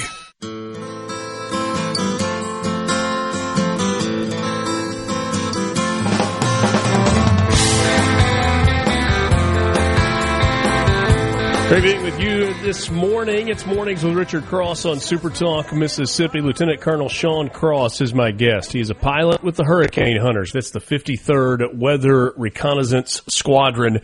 Hey, you were talking about some of the I don't want to say near misses, but more harrowing experiences that you've been through. What is the safety record for the C-130s and the Hurricane Hunters? Is it? I'm hoping you're going to tell me it's really, really good. It is. It's very good. So we have very well-maintained aircraft, and my hat's off to the maintainers at 403rd Wing because they do a phenomenal job at keeping these aircraft in good shape. And they go through routine inspections. They go through maintenance depots every so many years, so where they actually take the aircraft apart and inspect it for corrosion and things like that. So aircraft are in very good shape. The crews are well-trained. We go through all types of different training scenarios, survival classes, things like that periodically. There was an aircraft loss many years ago when the mission was on active duty, and they were flying out of Guam, coming back from a mission somewhere out there, and the aircraft, they had radio contact with the home base over UHF radio. They had already left the storm environment. Something went wrong with the aircraft. We really don't know because it's happened so long ago, and nothing was ever found, no wreckage, no survivors or anything. We actually have a memorial scholarship that we give out every year in their honor, but that was a long time ago. The reserves have an excellent record as far as safety goes, and I should know because I'm the chief of safety for the wing. So, yeah.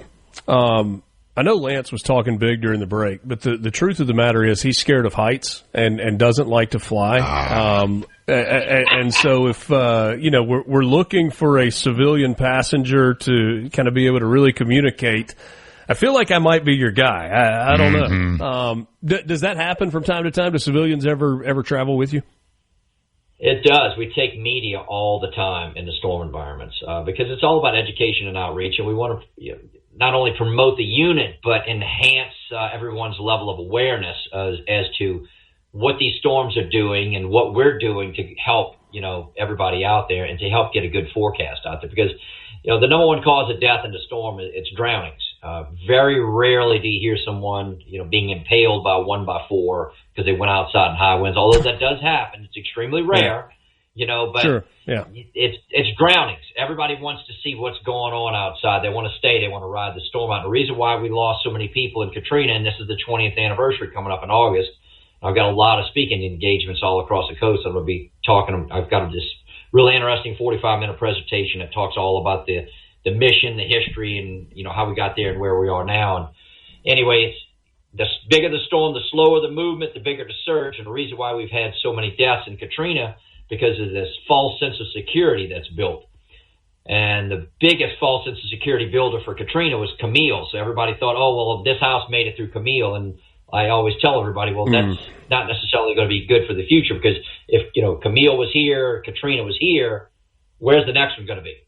So you have to always be ready for the unexpected. If the emergency managers are telling you to evacuate, you probably need to listen, especially if you're in a low-lying area because the water can just you're talking 25-foot storm surge out here in the Mississippi Gulf Coast. Plus, that's a lot of water.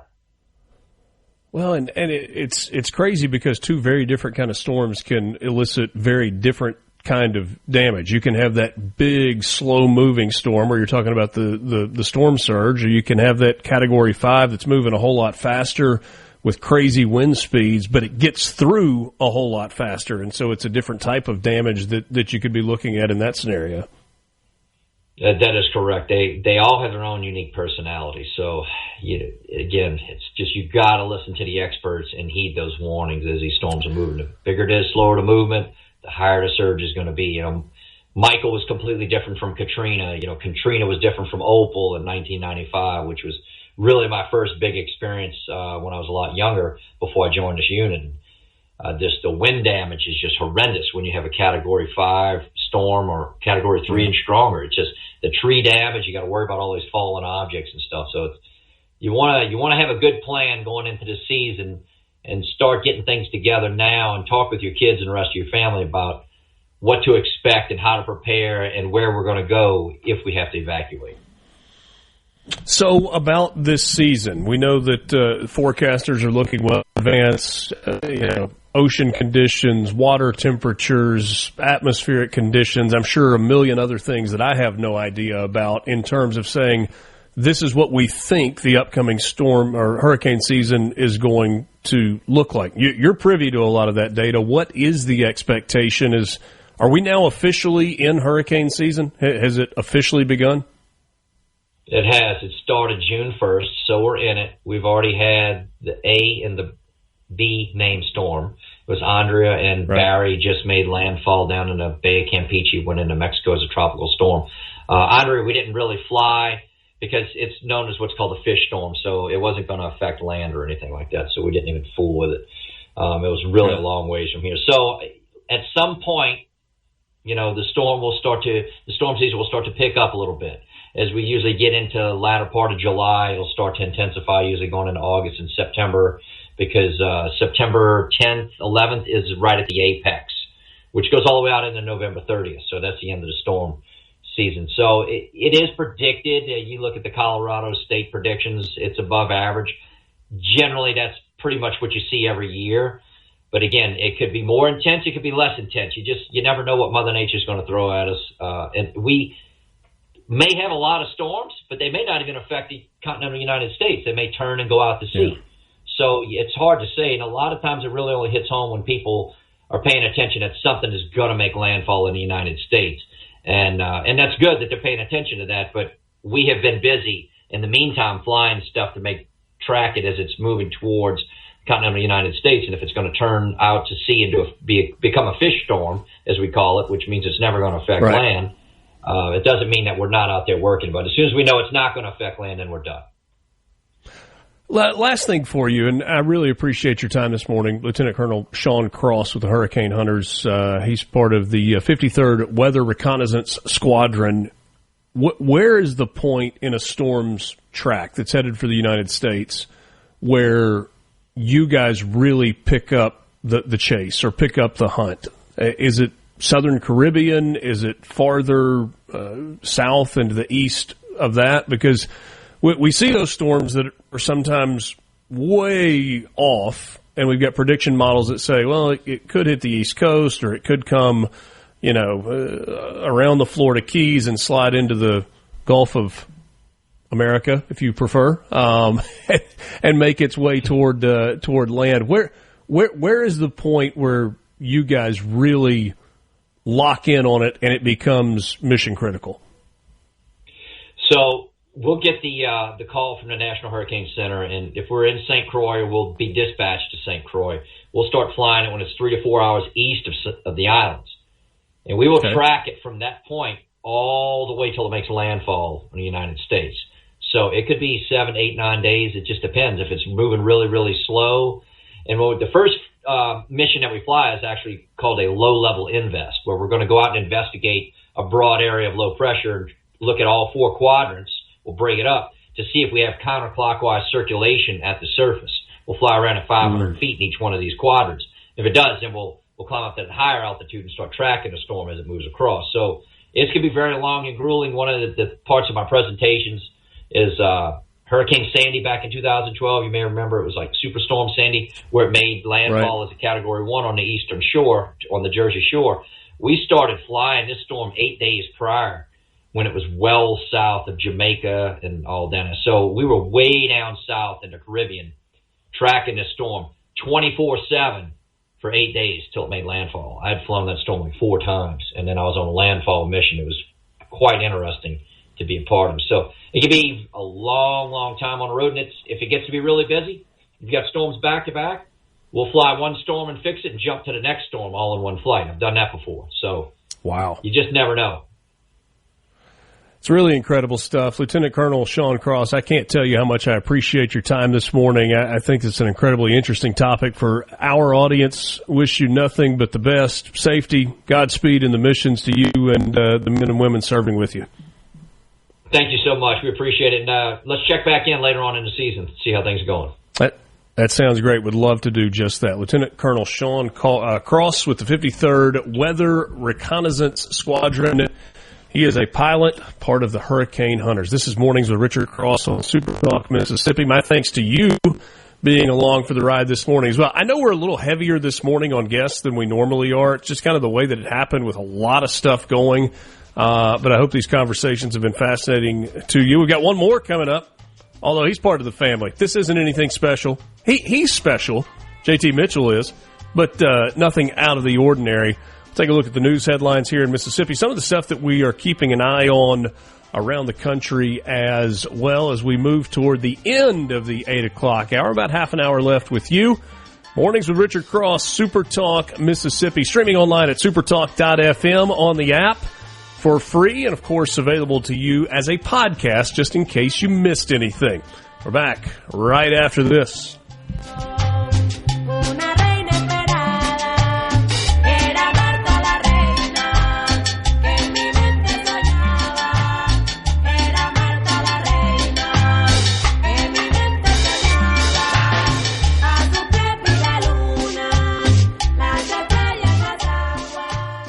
Here's Flint happening.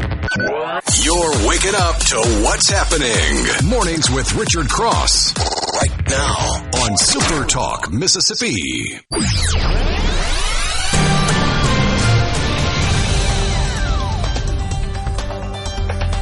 Welcome again. It's Mornings with Richard Cross on Super Talk Mississippi. Quick reminder for you, the 13th annual Palmer Home for Children Radiothon will be here before you know it. It's coming up on Thursday, July 10th, right here on Super Talk Mississippi. Every year, children across Mississippi need a loving home, and many times these children are caught in unimaginable circumstances. That's why we need your help. On Radiothon Day, you will learn how Palmer Home for Children serves vulnerable children. It's a faith-based organization that doesn't take government money, so we need your help.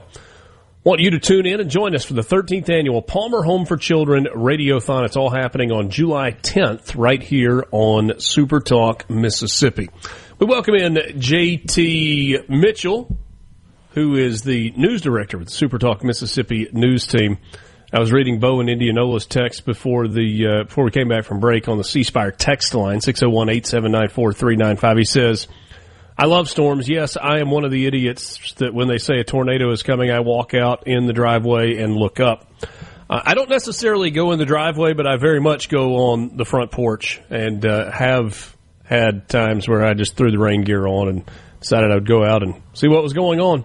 It's kind of a running joke at my house at this point. It's like, hey, sirens are going off. We got a tornado warning. Well, I guess Daddy's going outside. Kind of how it works. Good morning, JT. Good morning, Richard. I prefer to run the other way. I'm not going to be in the middle of a storm. Well, that doesn't surprise me. Oh, why is that? Not about you, anyway.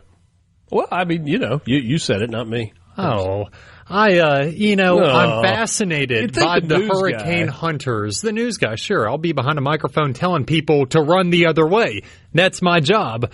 The hurricane hunters, I'm fascinated by what they do. But I'm not going to go toward a hurricane because, I just would rather live.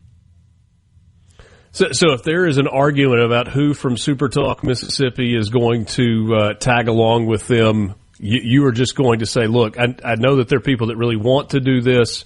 Lance, Borky, Richard. I'll let one of them take it. I will let them call back to me, and I'll air your audio. You can be on the scene. There you go. Kelly Bennett down on the coast, one of our multimedia reporters. Mm-hmm. She has been covering storms for a pretty long time and is fantastic at it. She may join y'all on the trip. Hey, I've actually flown as the co-pilot in a 4-seater from Oxford to Miami, so, I'm skilled at this. During a storm? I don't care what it is, man. I've been up in all of it. But, yeah, I'll go. It's fun. Well, you guys just send me audio. I'll air it and tell people to be safe. Yeah, I don't know if we would be able to air it, but there might be some 4-letter words in there. JT, I hope people will forgive this for a second. I'm going to bring it up instead of having you bring it up. Pretty significant day for the Super Talk Mississippi news team with the Mississippi Press Association Journalism Awards that were their banquet was held over the weekend. It's only very recently that the Super Talk Mississippi news team has been accepted into the Mississippi Press Association. They have pretty stringent guidelines for who is part of that organization, and generally speaking, broadcast outlets are not included. I know this is something that you worked hard on. For the Super Talk Mississippi news team to be part of the MPA. And not only is it cool that we're now part of that organization, but that organization recognize some of the work you and your colleagues did as outstanding and handed out some awards as well. Well, thank you for saying that. Yes, we gathered over the weekend in Memphis for the 159th annual MPA Awards. This has been a long-standing organization that is a friend to the press.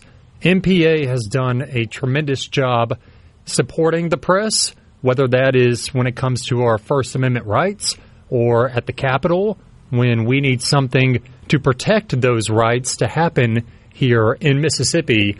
And a year ago, maybe a little over a year ago, we started having conversations about what it would look like for our newsroom to be part of MPA. Because a lot of times, Richard, when people think of SuperTalk Mississippi Media, they think just radio. And I know we've stressed this. Sorry about that. But that is the furthest thing from the truth. Yes, our news team, we're doing the 1-minute blips that everybody hears at the top of every hour across over 50 music, talk, and affiliate stations across the state. We do the radio deal, and I think we do the radio deal well. But on the other side of it, we're in the digital age, and for the past 5 or so years, we have really been trying to stress how important it is to take those radio blips and expound upon them through article format. Virtually, it's what you would see in a newspaper. And so I thought we should probably look into joining MPA to be with our colleagues across the state who are trying to deliver easy-to-read, objective news to everyone here in Mississippi. So we joined, and this was our first year being part or being eligible to compete in the MPA Awards.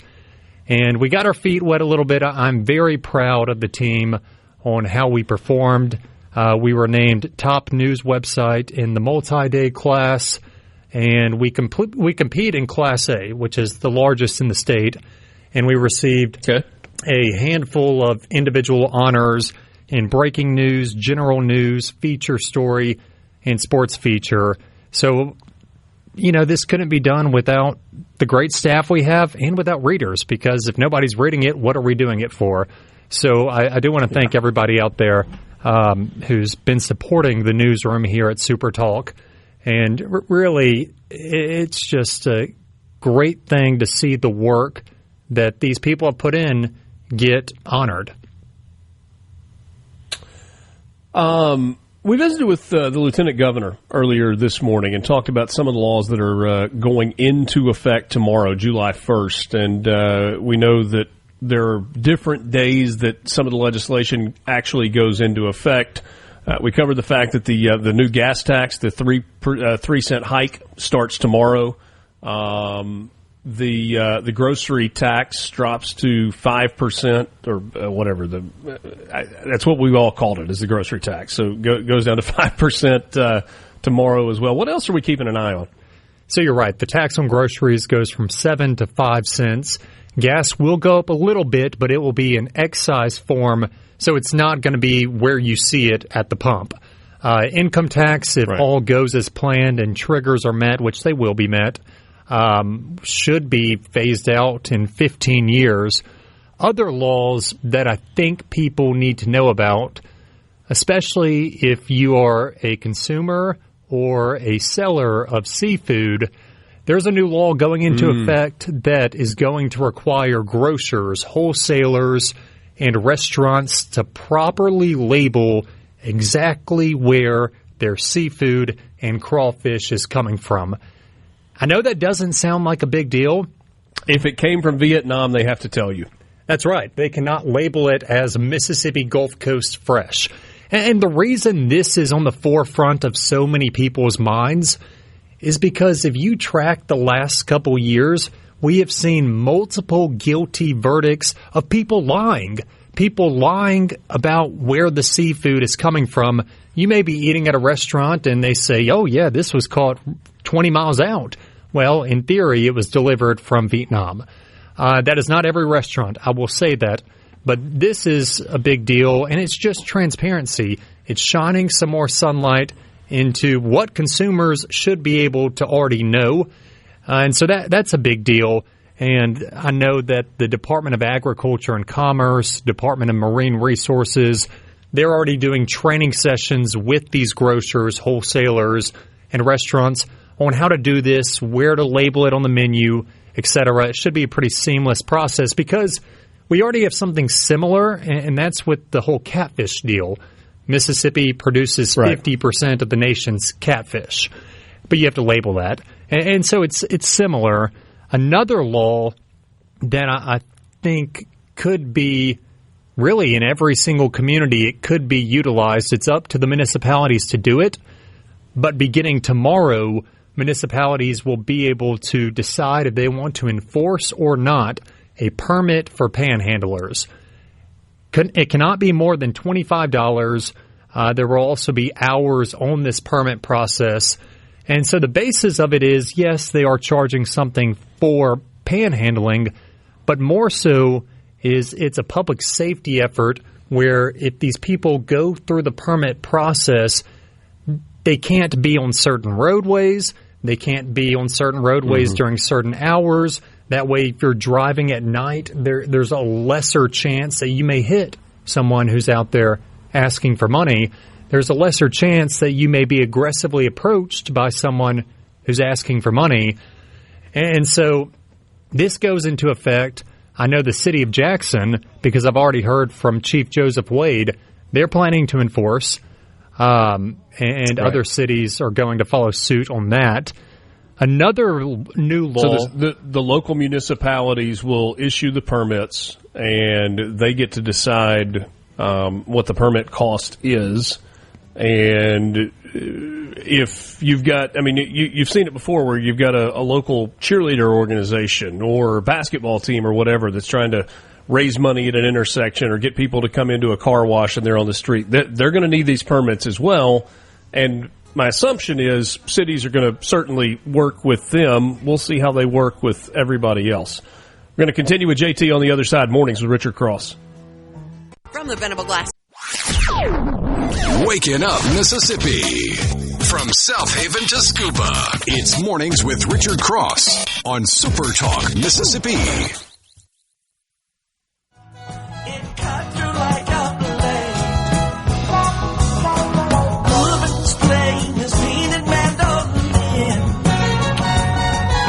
Recognize that there are a bunch of national stories that we really haven't gotten to today.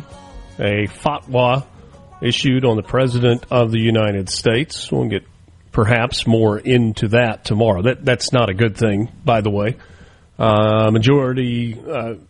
Marathon voting has begun on the big, beautiful bill in the Senate.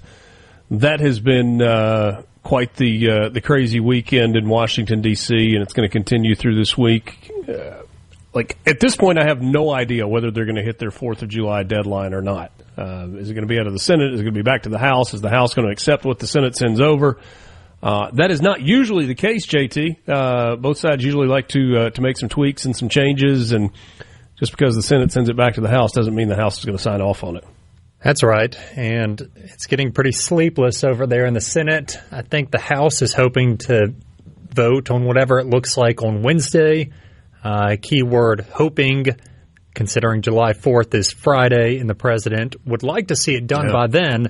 But as everybody knows, government does not move as quickly as you might want it to, for better or worse.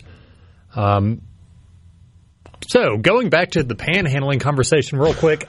Thank you, Richard. The Girl Scouts, you have no reason to worry. You will still be able to sell cookies and do all that good stuff. The permit process will be for everyone, but it's more so geared toward panhandlers and how to protect both them and people who are not panhandlers driving at certain hours. Somebody on the text line asked about how long the permit process or the permit will last for. I believe, if my memory serves me correct, when you first get your permit, it's 30 days. And then when you renew it after that, it's up to 3 years. And the reason being, I would imagine, is because, breaking news here, most panhandlers, the city they're in, they're not from. For example, a lot of panhandlers in Jackson, they may not be from Jackson. They may not even be from the state. And that's not my wordage. That's from local law enforcement. And so a lot of these people are travelers as well. And so that bill goes into effect tomorrow. Looking for target-rich environments. In terms of the shopping center? If you were a panhandler. No. The panhandlers, they move around because they're looking for target-rich environments. I thought you brought up Target because a new Target is opening in Tupelo in October.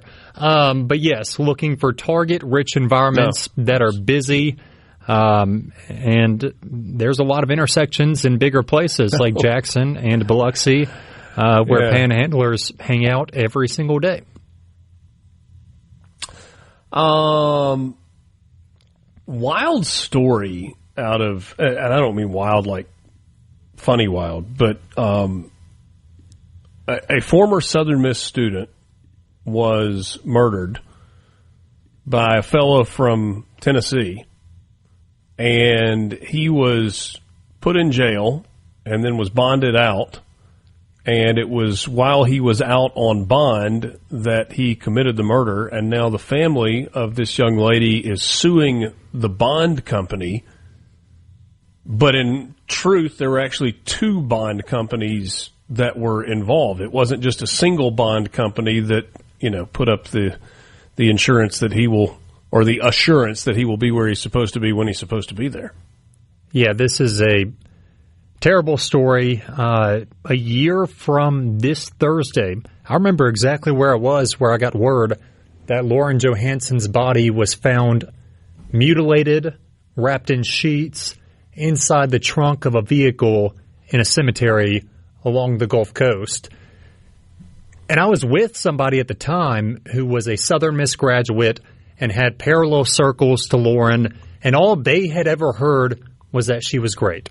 She was a nursing student. She was 22 years old, and just an example of a life lost too young.